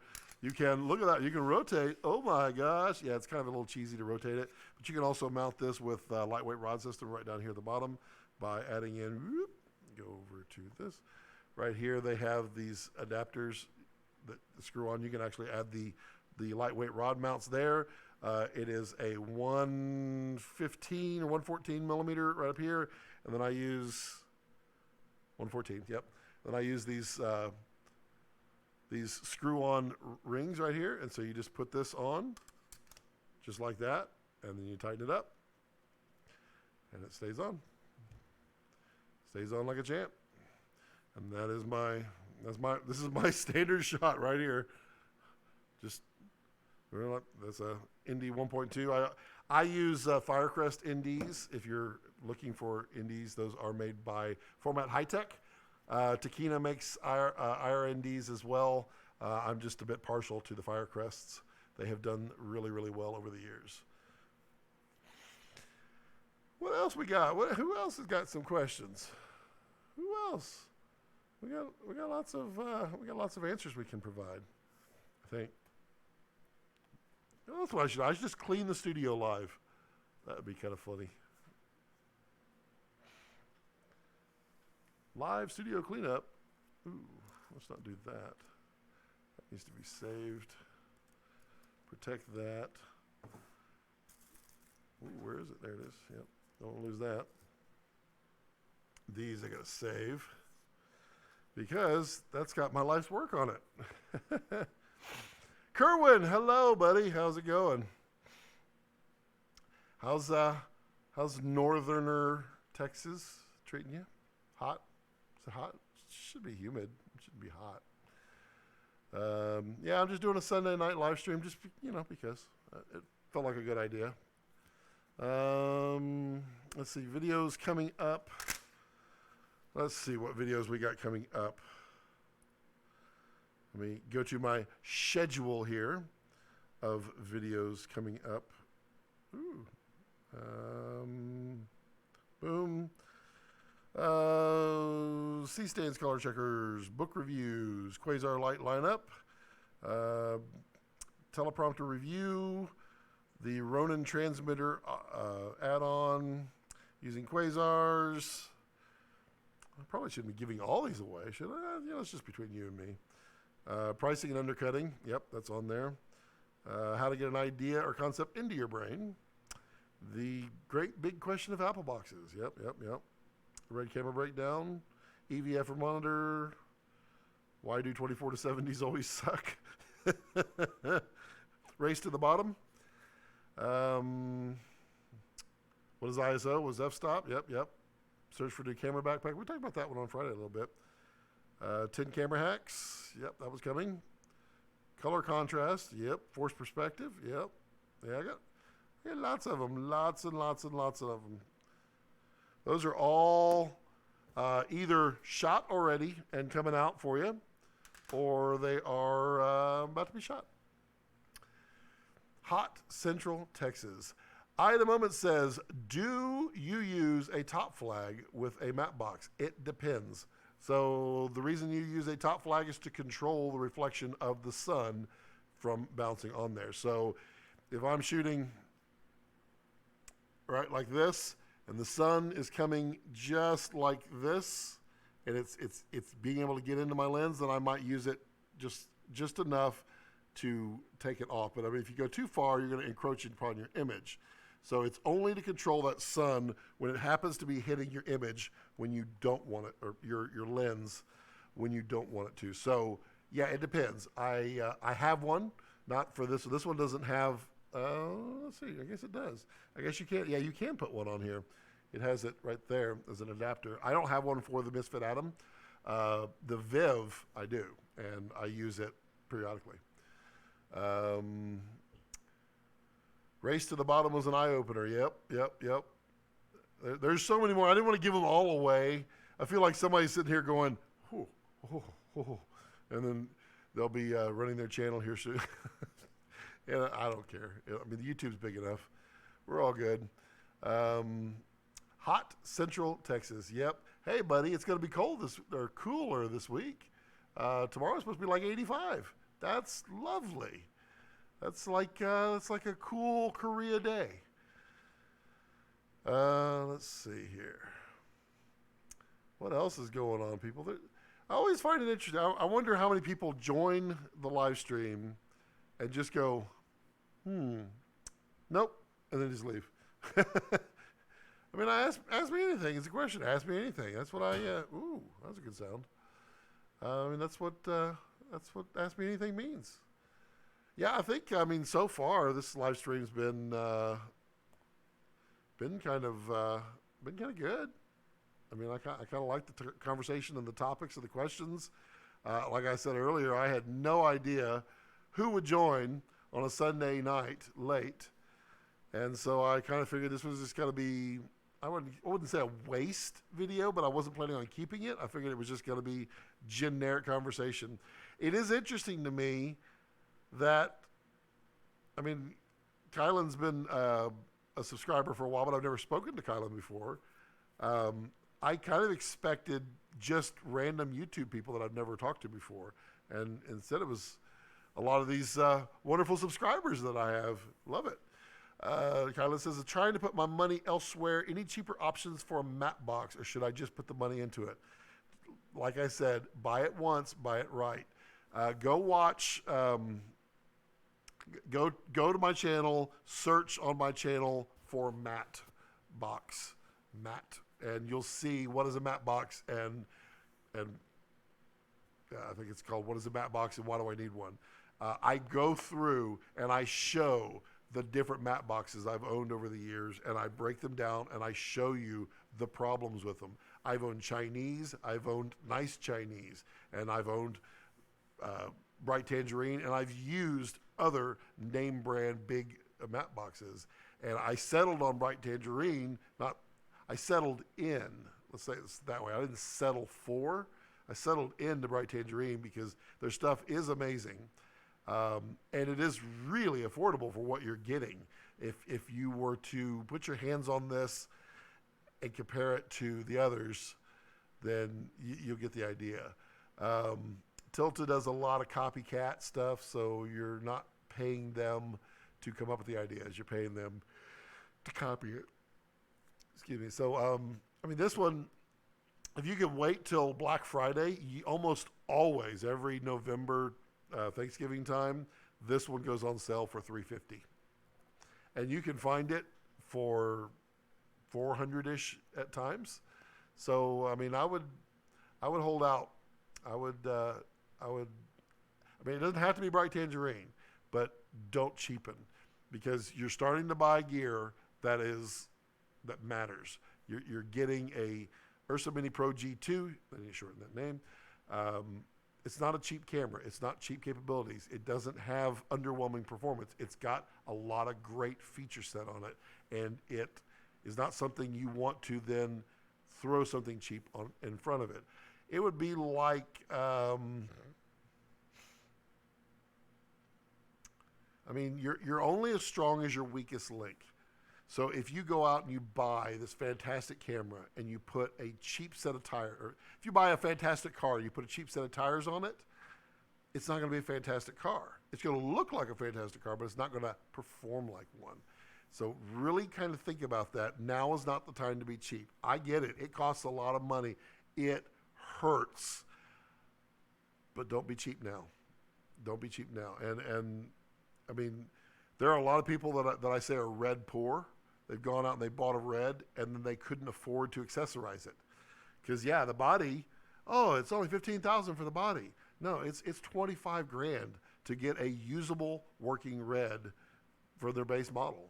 It is expensive because there's, I mean, these handles are not cheap. $500 for this handle, $150 for this handle. This little add-on back here, $1,100 or $1,900. I mean, there's nothing cheap about these, and so if you cheapen out, you're gonna pay the price. So I would strongly urge you to not do that. But I mean, it doesn't have to be bright tangerine. I'm not a one brand guy. I bought a brand that I love, and that's the one that I love. The company. The company's fantastic. They've been very, very good in the industry. They listen. They provide tons of feedback, which is why I love bright tangerine. That stuff works for me. Doesn't mean it works for you, but don't just go buy cheap tires for your car. Let's see. What other questions you got, Kylan? You got some good ones. Keep them coming. Wow, people are dropping off on the live stream. It's sizzling down. It's on slow simmer. It's just kind of like you and me. We're just chatting. We're just where am I? There. Just having a little conversation. Yeah, just a little close up. Just yeah, I like it. Let's see here. What with your Ursa Mini Pro G2? What are you planning on recording with? Because you have the options of CFast, you have the option, or CFast 2, you have the option of SD cards, you have the option of SSDs. Which option were you looking at? I would probably look towards SSDs myself, just because. Also, batteries, blue shapes. Big fan of blue shapes. Why? I mean, I pay a lot of money for these, but they don't fail, and they're built like tanks. I mean, that is seriously. Ooh, wow! You see that vibrated? I mean, they're seriously strong. They're worth every penny. Buy it once, buy it right. It really does mean something. So I would look at blue shape for batteries. CG, hey, you missed it, CG. I had the Quasar out. Kylan says SSD. Yeah, I would definitely look towards the SSD myself as well. You can get those options cheaper, and it's also really fast. Just take it over to your machine. What's going on, CG? Let me power it back up for you. Now I feel guilty.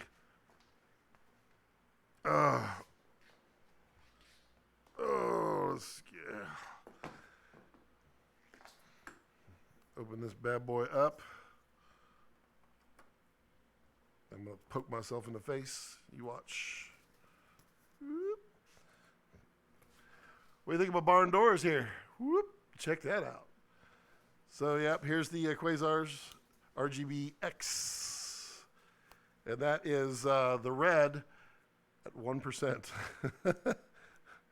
Intensity 1. Let's brighten that bad boy up. And there we go. It feels like a great hot summer day, doesn't it? It's yeah. Let's throw that in the background for you. I mean, it is putting out a ton of light. And you can change colors. I was doing this earlier. Hue, saturation, color red. There's yellow. Yep, boom, boom, boom. Oh, blue. Oh, so bright. Oh, green. Oh, not red. Yeah, these are seriously powerful. But I feel like more than anything, I'm really proud of these barn doors. Made them for $7 a piece.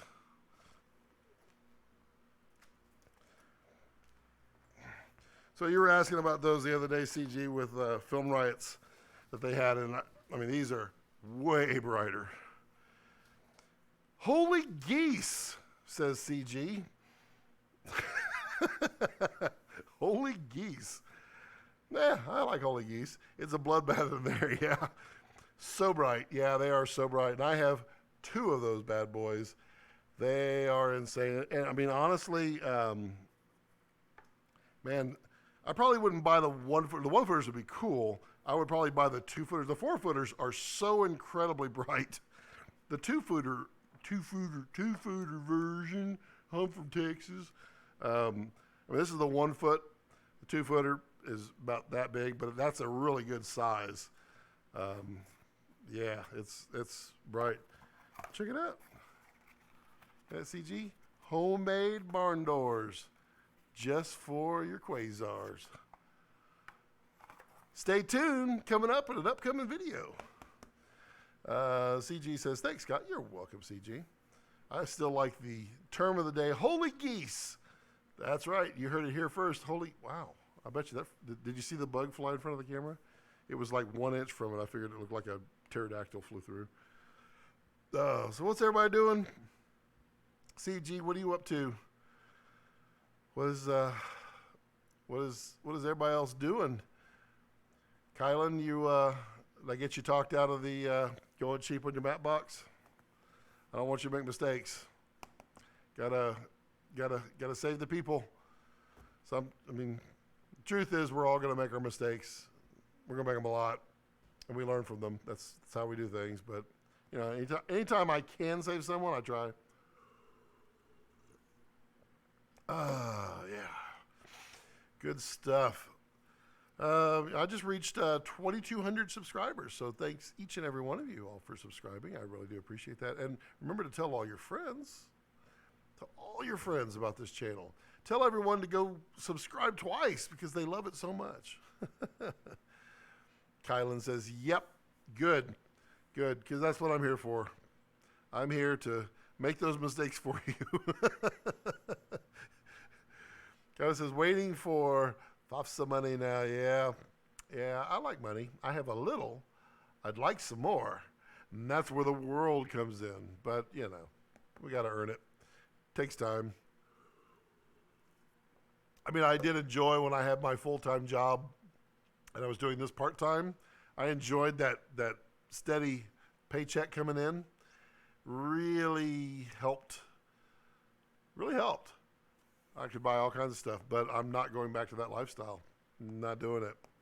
I am doing filmmaking for the rest of my life. CG says, I am up to nothing, and I want to mention right now, having a stroke of bad luck today. Ruh-roh, what'd you do? Talk to Scotty. Tell Uncle Scotty what you did, CG. Here, pull up a chair. Come on. Yeah, bad luck happens. You know, the important thing is to stand back up and keep walking forward. That's how you, I call it failing forward. I fail forward like crazy. Fall flat on your face, just get back up and keep walking forward. You're going to keep moving forward. So, yeah, I get it. Kylan says, my wallet is dying. Mine's dead. Actually, my wife says I'm not allowed to have a wallet right now. Oh, yeah, you know, the good times. Hey, we're getting those messages per minute up. Grip tips. Did Dave disappear? I bet Dave already disappeared. If you're watching in the background, Dave, shame on you. You should participate more. Let's see. Making sure no one's...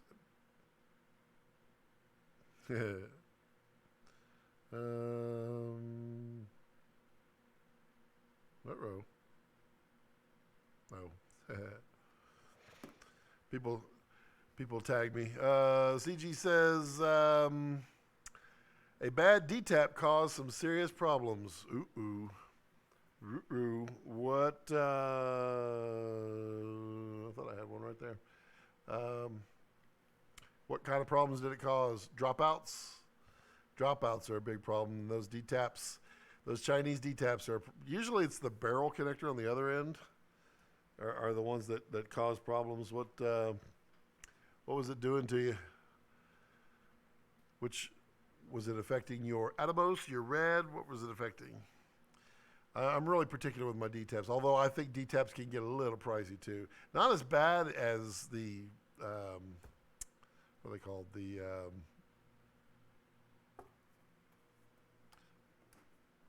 I forget what that one's called. The tip of my tongue. Those are really Limos. Limos are super expensive. $100 to have a Limo cable. It starts at $100. You want it to do something else? It goes from there. Let's see here. We're down to 0.5 messages a minute. I want that up to 6. I want 6 messages a minute. That means all 6 of you need to type something. CG says, LOL, I'll have to tell you over the phone. Ruh-roh. That doesn't sound like a good luck right there. Yep. I got you. Let's see. Not dropping frames. That's good. My strawberry pineapple has run out, but I can always make more. Not a problem at all. Let's see. What other things are going on? I actually thought about, I was talking about earlier, I was doing this live stream not really intending, not knowing if anybody would actually join on a Sunday, so it was just kind of be more of a fun live stream just for chagrins and giggles. And I thought about doing it with just my puppet. Just have the puppet talk the entire time. And then I realized I would have to hold that puppet up, my arm up like this the whole time. I don't think I can handle it. I would need to just like block myself out of the video and maybe just do it like this and like and just pan me out of it. It'd be the only way I could do the puppet for that long. Whew. Or I could do vertical video. That'd be cool. No one dislikes vertical video, right?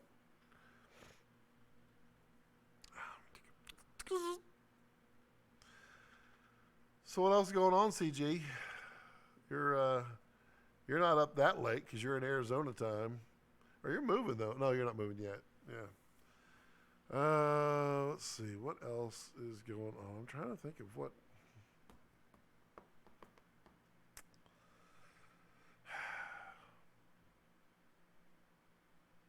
I don't know why that's there. Stuff I need to take in. What else is everybody got going on? Let me see. Tell me what this actually does. Based on some of your readers, we'll see an ad. Keep on streaming. Still in Arizona. Gotcha. Yeah. I just threw an ad out there. I don't know if it works or not. I should do that when I get like 700 people in my live show. That'd be cool. Wow, I would try that. Kerwin, you still out there, buddy? You just listen in the background and you turn it all off. How's the family like in Texas so far? DTAP caused me to have to reschedule a shoot. Ooh, no. CG, that is that's something I would tell you to always plan for. Keep spares of everything. Keep 2 ways of doing everything. Because sometimes, you can't have spare reds. It's really hard, but things fail, and you don't want to be in that situation. I have 3 different ways to monitor my red. I have 3 different ways to power my red. I have 2 different lenses that I bring just in case of backups. I have filter sets. I have ways of powering the camera without modules and with module. It just kind of comes with it. In the Blues. Hi, Scott. Hi, In the Blues. Have we met? I don't think we ever have. How are you? Where are you from? What do you do? Are you a filmmaker, photographer, all around just good person? What are you? Talk to me. Say hello. Tell me your thing. I feel like I'm on like late night talk radio. Tell me what you're in for. Tell me what's your life studies. Tell me everything. Yeah, CG, I feel you, buddy. Let's see. There were two things that happened to me that way that caused me.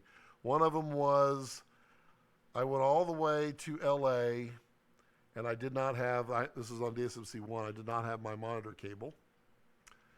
That one bit me once. Now I have 3 monitor cables, and this is a wireless monitor, and I have the way to wire it as a backup. The other one that bit me was I was in a rainforest in Oregon, and I was setting up the Movi on an isolator on the front of my van, and I was missing one cable that would allow my Movi to talk to my remote control. Yeah, it was a tough one. Yes, Kylan, just one second. Let me get you that information because, yes, there is one that is good. I'm assuming you're talking about a smaller monitor. There's one that I happen to know that is actually, oops, I gotta sign in apparently. Come on, sign in. No. I'll just log in here in front of everybody. Y'all writing down my password? Y'all should. Y'all should be writing this down. Yeah, okay, so let me go here. I have this in my list because I know these people, they're pretty good people. They make really good monitors. They also have a viewfinder coming out that is really, really nice. And I'm looking for, there we go. I'm going to give it to you right here. One second. Control C and right here. The Portkeys 7-inch high bright monitor. So this monitor is a very, very bright monitor. It's 1200 nits, which is, you can outdoor view that. It is, it has HDI and SDI built into it. It's 7 inches, runs on all kinds of battery options, and it's $300. They also make one a little bit less if you look on that page. It is the 7 without SDI. So you would feed an HDMI, and it's like $30 cheaper. Honestly, Kylan, I would get the one with SDI because that means it will last you further. And the Portkeys monitors, they're about as good as Small HD as far as color. Small HD is not the best in the world, but you know, Portkeys is $300, and Small HD is $1,000. You know, that's the thing. In the Blue says, I sent you an Instagram message a few weeks back. I just make. Oh, were you the one that was telling me about my search or my algorithm usage sucks? Is that? I actually tried. If that was you, I actually tried. Let's see if that was. Yeah. That was you. Yeah, I actually tried doing some of that. I don't know how to do it like ahead of time. I guess I can fill it all out ahead of time. The problem I have is like Facebook, it never updates that stuff, and so it always pulls from like before. I have been going back in and typing in kind of what I've been talking about, trying to type in a little paragraph. So yeah, I mean your input was appreciated. I definitely used it. Definitely haven't mastered it, but I'm really trying. I did do a thing though. So I started the second channel, Scott Balkum Raw Cuts.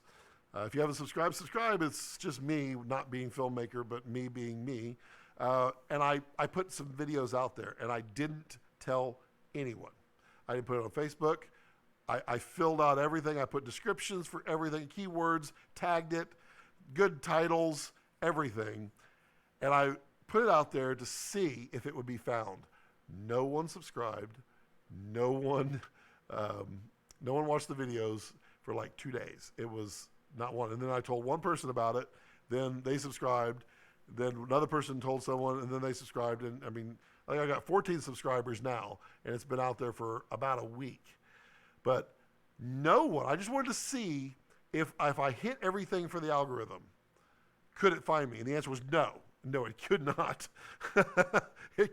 And like one of them was like pure van life. You know, we got problems with it. I got the great thumbnail with the hood up on my van. I really didn't have problems, but yeah, nothing. No views. Not a thing. Kylan, are you checking out that monitor? That was a good one. Yeah, I got you in the blues. I got you. Just making the YouTube videos. Yep. I understand. Let's see. So far, we're settled down on the dropping of the frames. That's good.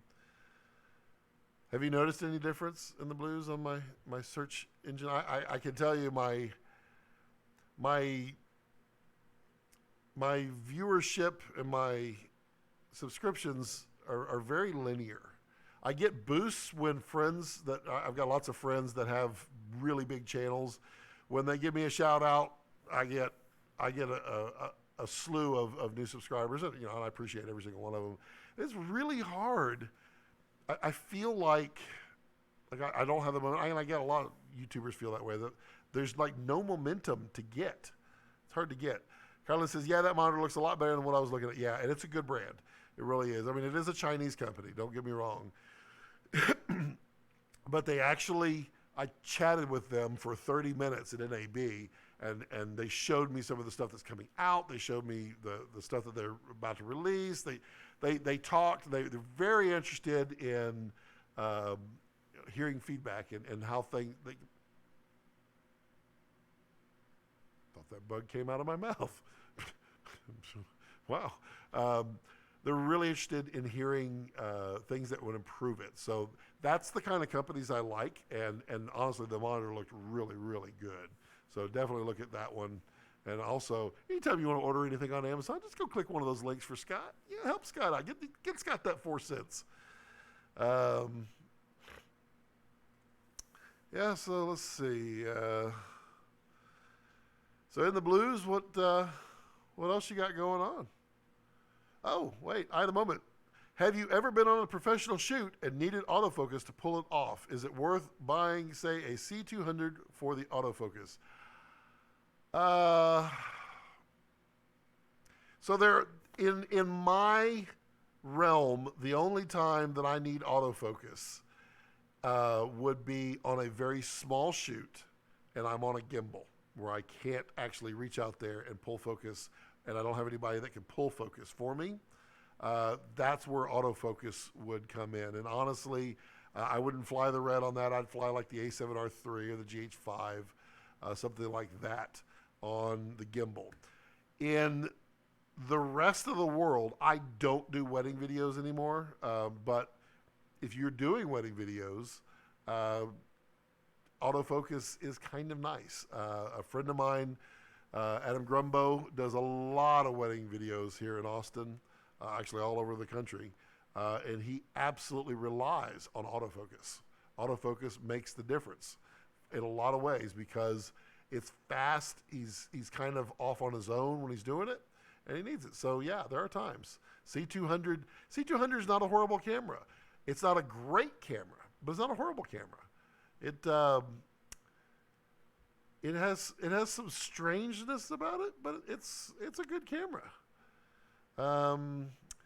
Monitor, does the peaking work well? Yeah, the peaking is programmable on it. It works as well as any peaking.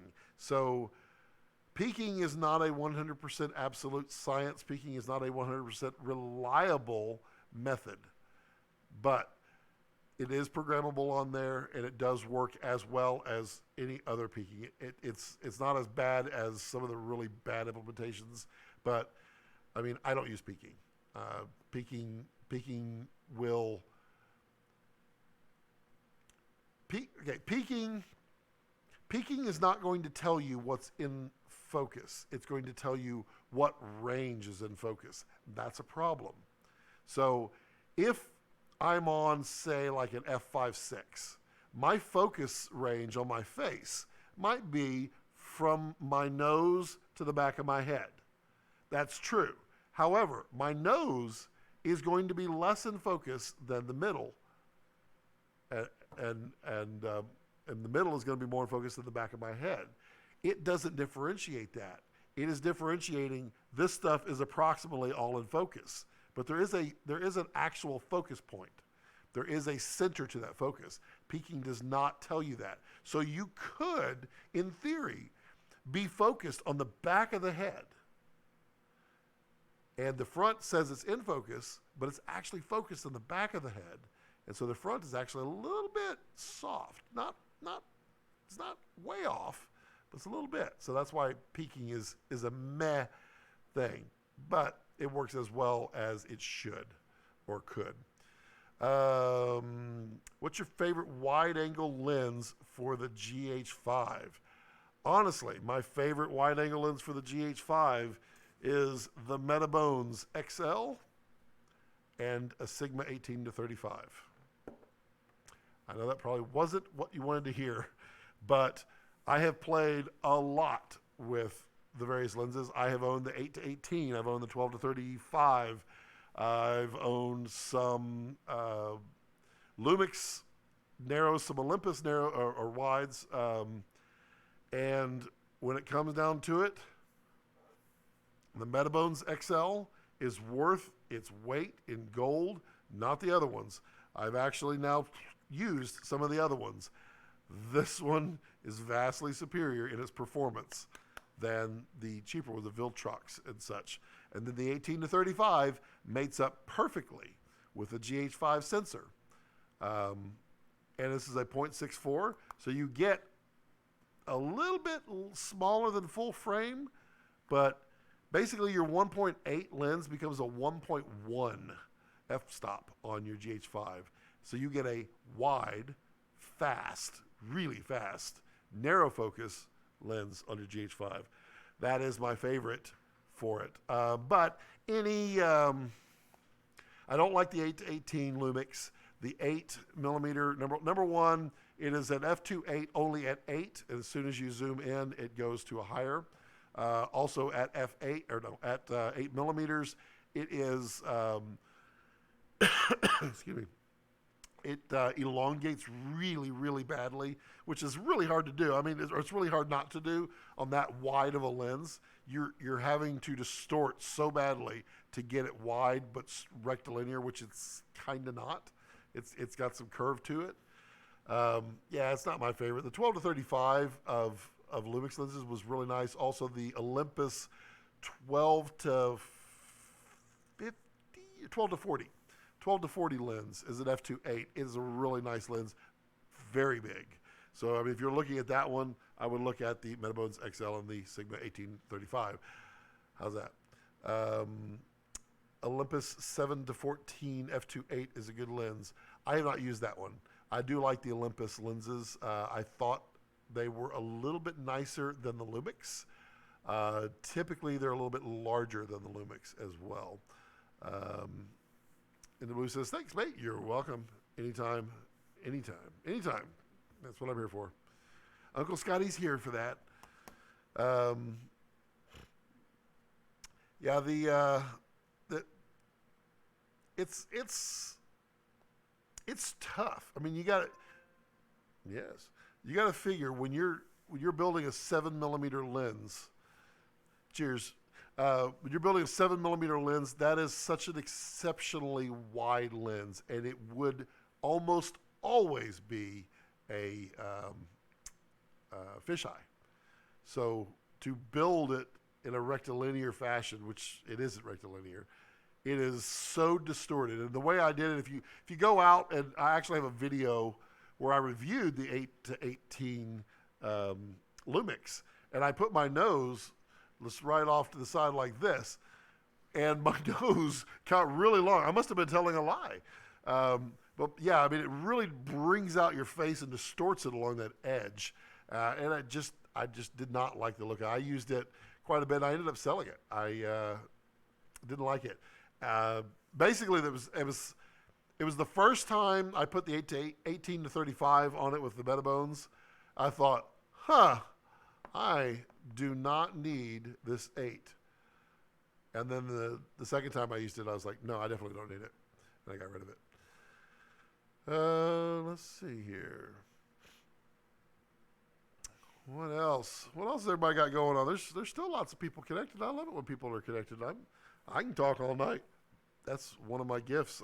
If it's a gift, my wife would tell you it's not a gift. Although she is inside sleeping and I'm not, and she's probably really happy that I'm not in there talking. Let's see here. CG, you just kind of hanging out in the background? You just kind of quiet? What kind of music you like to do, CG? You're a producer. I believe I've heard some of your songs in the background. I'm assuming that's stuff that you've written in the back. I don't know. Yeah. Either moment. Where are you from? I probably asked you that, and I do apologize. As my channel is getting bigger and bigger, I am forgetting things. The more people I interact with more often than I start to remember, but I don't recall where you're from. Or maybe you already said that. Did you say? No, you weren't Minnesota. That was someone else, wasn't it? Yeah, it was someone else, I thought. See, I'm getting old. That happens. All right, who's got questions? Come on, fire them at me. We've got 0 messages a minute right now. That is really low. Really low. I, at the moment, ever worked with Richard Linklater or other Austin indie filmmakers? I have not. Down Under, yes. I have not worked with Richard Linklater. I have not worked with Rodriguez. I want to. Probably will. Or I'll probably try. I mean, I don't know if I will. I probably will. Yeah. I, at the moment, Down Under. Nice. Australia, which part? I've got friends all over Australia. All over Australia. Lovely country down there. Never been. Gonna be. Alex Stafford was on here. He's from Down Under. And let's see, Alistair Robbie. He's from Down Under. And then we were talking about him on Friday. He was in the live. Immediately I go blank, even though I know his name. Tony Edwards. He's from Australia. Is there a better alternative to the Nucleus Tilt-to-M for a solo operator? Not for the price. Not for the price. I run the Red Rock Micro wireless follow focus, and it's good. It's a little dated by today's capabilities. I mean, I'd probably buy the Nucleus over that today. Yeah, I mean, for the price, even for twice the price, there's not really anything. So yeah. Oh, excuse me. Tilt to M, probably it. Victoria. Yeah, that's. I think that's Victoria. I think that's where Tony's from. Get out of town.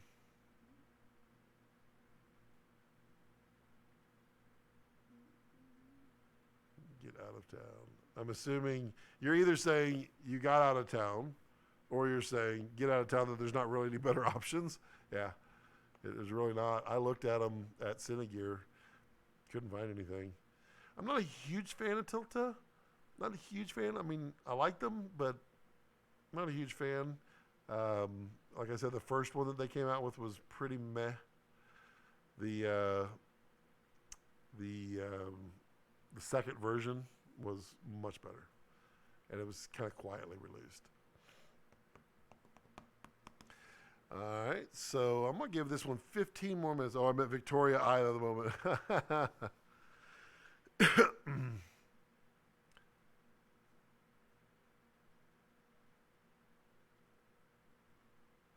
Oh, in the blues, are you from Australia too? See, all I get late at night is you lovely folks from down under. No one stays up in the States. I'm a night owl. Well, actually, I just don't sleep. It's kind of the thing that I don't do or do. That, yeah, I mean, I guess that's why. I mean, I guess it kind of follows the globe, doesn't it? Because we had Jason H. Jason H. was one of the original subscribers. He's in England, and then we're kind of like cruising around the globe. We'll probably be picking up, yeah, coming back around the other way now shortly. That's kind of nice. Let's see, he should be, he was getting up, I think, wasn't he? So it was 6 hours from here. He was still up. Interesting. Just in Melbourne. Nice. Wow, that's cool. What? How's your channel doing? I don't think I looked, or maybe I didn't. I don't know. How's your channel? How's it? Your you said you work on helping others and mentoring, and helping is always good for peeps. I appreciate that. That's for sure. And you're doing YouTube videos. I'm assuming you're doing it with a GH5. Kylan says, I'll be in New York next week and New Jersey a couple weeks after. Very nice. I will be in Denver in 2 weeks. I'll be in northern Colorado and Wyoming 2 weeks after that. I'll be in Nevada the week after that. And then Atlanta, I think, for film school. Nice. Which film school did you go? Are you going to, Kylan? There's film schools everywhere now, all over the place. In the blues. In the blues. Ooh, we're getting the messages per minute. 2.5. 2.5. That's pretty. My live streams are always more intimate and more interactive. I probably don't know what I would do if the live chat was streaming by so fast. That'd be tough. I'm sure it'll happen, but I don't know when. The Blue says, good, thanks, Scott. It's at about 1 million views a month on my main channel. My smaller channel is picking up steam too. He's a GH5 and 2 G85s. They do the job. Yeah, I mean, I still use the G7. I mean, it's a camera. I mean, it's my least expensive camera, but it's a camera that, and I don't say this lightly, but I mean, I'll put it in danger to get a shot, where I won't put the red in danger sometimes. 1 million views a month. I like that. I don't have that. No, my monthly figures are pretty sad. Let's see. What are my monthly views? Yeah, let's see. You're at 1 million. I'm at 1% of that. Ghetto Film School. It's all expensive pay. Nice. Those are great. Yeah, those really are good little cameras. I recommend the heck out of those things for $500 with a lens. I mean, it's pretty hard to beat for that price. The G85s are like $300 more. The GH5 it's been a workhorse, really, because it can do so much in a tiny little package. I do like the GH5S a little bit more, but the stabilization, it's kind of one of those back and forths you feel. But what I've been doing lately is I've been throwing the red far more in situations where I would normally shoot the GH5, just because I should be using it more. It's actually a real school in LA. Really? Is it called Ghetto Film School? That's kind of cool.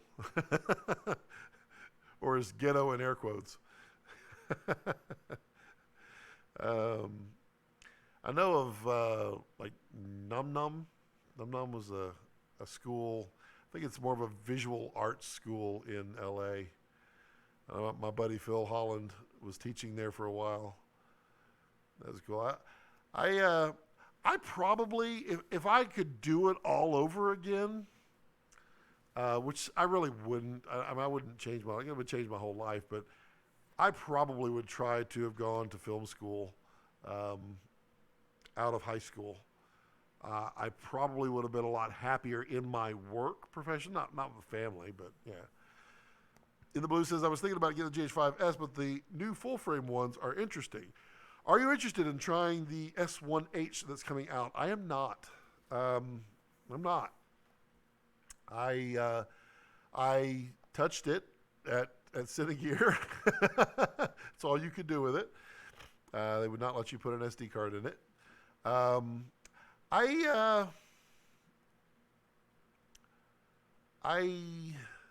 I don't feel like it's necessary. I don't think it's enough of a jump.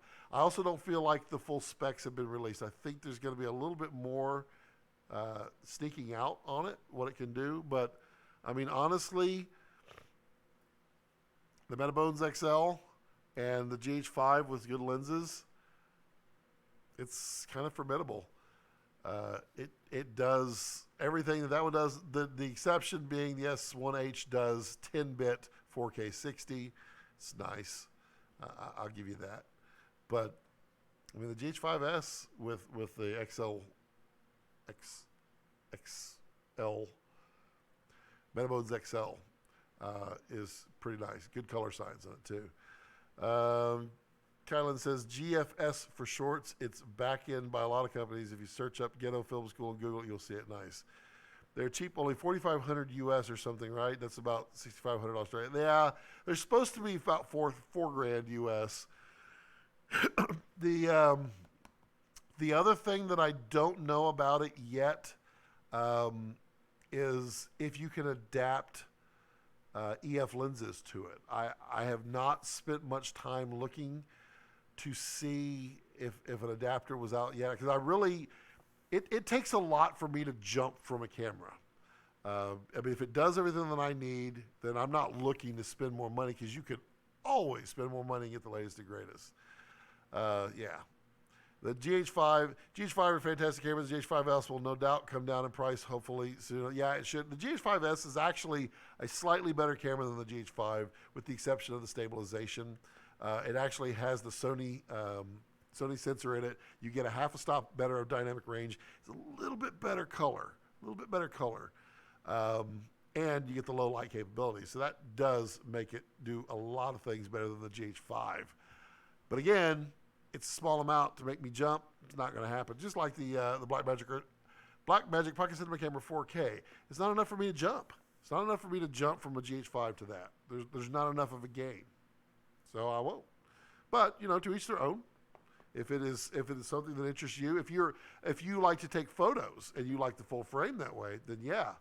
I think the weak spot of the GH series is the photography. I've done some time lapse with the GH5. Not real happy with it. I do all my time lapses now with the A7R3, or the Red actually. I mean, I'm talking about low light time lapses, not daytime time lapses. It does those just fine. Yeah, the photo. I mean, 20 megapixels or 60 megapixels. I think on the GH5S, or is it 12? I think it's 12. It's 20 on the GH5. Not strong in the photo world. I do like my photos. And I think the GH5S will come down in price. I also think there is going to be a GH5 Mark II really soon. I mean, really soon. It might be called a GH6. Probably will. I don't think it'll be a Mark II. Yeah, it makes sense. What I would guess is you would get the full 240 frames a second of slow-mo in better resolution. You're probably going to be able to record 4K 60 in 10-bit. And you're probably going to have a little bit higher resolution. 24 megapixels, I think, would be the sensor size that I would bet on. And I would imagine the GH5S will vanish. I think it will be using the same sensor, the next gen sensor. Oh, thank you in the blues. I really appreciate that. Keep up the good work. Thank you. I really do appreciate that. Always makes my day when someone just gives you a little pat on the back. Yeah, I mean, GH5 is a little stale. I mean, in the market, if I were buying a new camera today, I would look at the GH5. I don't know that I would go with the GH5, because, and same thing with the GH5S, they've been out for 2 years. Well, the GH5S has been out for 18 months, but GH5 has been out for 2 years. You know something new's coming. The S1H is coming out in like a month or 3 weeks, I think. So you know something's around the corner. I mean, if you get one used for pretty cheap, yeah, I'd probably do that. But yeah, I don't know. I think Sony's next round is going to be really kind of exciting too. Really kind of exciting. I think people are going to be going, oh crap, Sony did it again, pushing everything forward. I feel like so Panasonic has the S1, the S1H, the S1R. Is that? I'm not sure there are enough jumps. I think if you put like the EVA1 in a camera, I think it would be enough for people to go, whoa. In a small mirrorless, I get all the power of the EVA1. That'd be kind of cool. I don't think you can do that just because of the processing power required to do that.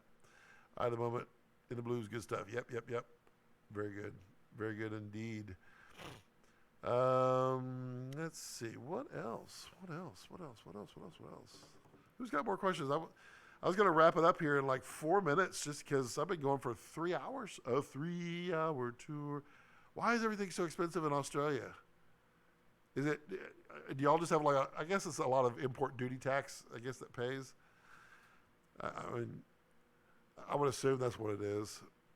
I know England has some funky stuff, and America has some funky stuff now too. Everybody's got funky stuff. I like my cheap stuff. That's for sure. All right, he's got some last rapid fire questions. Throw them at me. Random, just out of the blue. Anything and everything. I'll ask a question if y'all don't want to ask one of me. What is your favorite film of all time? Or the film that gets you most excited about filmmaking? Go. Write it in there. Exchange rate. Oh, well, that'll do it. Yeah, everybody's from Australia, except for Kylan and me. What's your favorite movie? You Australia folks. What's your favorite movies down there? Probably similar to ours. Kind of the last question before I sleep and wait for Precision Camera to open. Is there anything I should be aware of before the Blackmagic G2? Yes. I don't know that it's been resolved yet. And I don't know that they know what is causing it yet. I would avoid upgrading firmware until you read the forums and they say it's all clear. There have been a lot of brickings that have occurred on the G2. I'm not sure if they know. I mean, they'll fix it. There's one thing about Blackmagic, and back when I had my Ursa Mini, I had a bad sensor. And I mean, they did everything rapidly. They overnighted me a new brand new, when no one else could get them. I mean, people were still waiting for like 3 months. They overnighted me a brand new one because of my sensor issue, and I sent it back. So if you brick it, they will fix it. But there have been several people I've talked to now that have had bricked G2s. So be cautious with the firmware. It was the firmware that was doing it. So that's what I would tell you to be cautious of. Yours probably would come with the latest version, so it'd probably be okay. And, you know, if it bricks, you just call them. Call up support. They will help you. Spaceballs, love it. It's one of my all-time favorite movies. The Blue says, it's hard to pick just one. Take care, guys. I'm moving house, so I got to go. Have a good day, everyone. Thank you. And the Blues, thank you for joining. Thanks for all your help on Instagram and with the channel and all that good stuff. And you gotta pick a movie next time you get on here. I gotta know what your favorite one is. Spaceballs is good though. I like that. At the moment, you got a favorite movie? Come on, you got a favorite movie? Come on, you got one. Come on, spit it out, because I'm about to rattle through. I'm about to rattle through my ending here. All right. As always, if you have any questions or comments, do feel free to put them in the comment section down below. I do try to read and respond to each and every one of you. Just say thank you. Remember to subscribe and give me a thumbs up if you liked it. If you didn't like it, give me a thumbs down. It's okay. We'll all be friends. I do have a Patreon if you wish to support me that way. Or if you want to do like In the Blues did here and just give me a super chat every once in a while, I appreciate that too. I do appreciate each and every one of you. Also, if you're in if you're using Amazon in places that Amazon supports it, if you use my links, I do get a small commission on that. If not, no problem. We can all be friends. And yeah, as always, as I like to leave it, don't let your passions center around your life. Let your life center around your passions. 3 colors, but really? 3 colors red.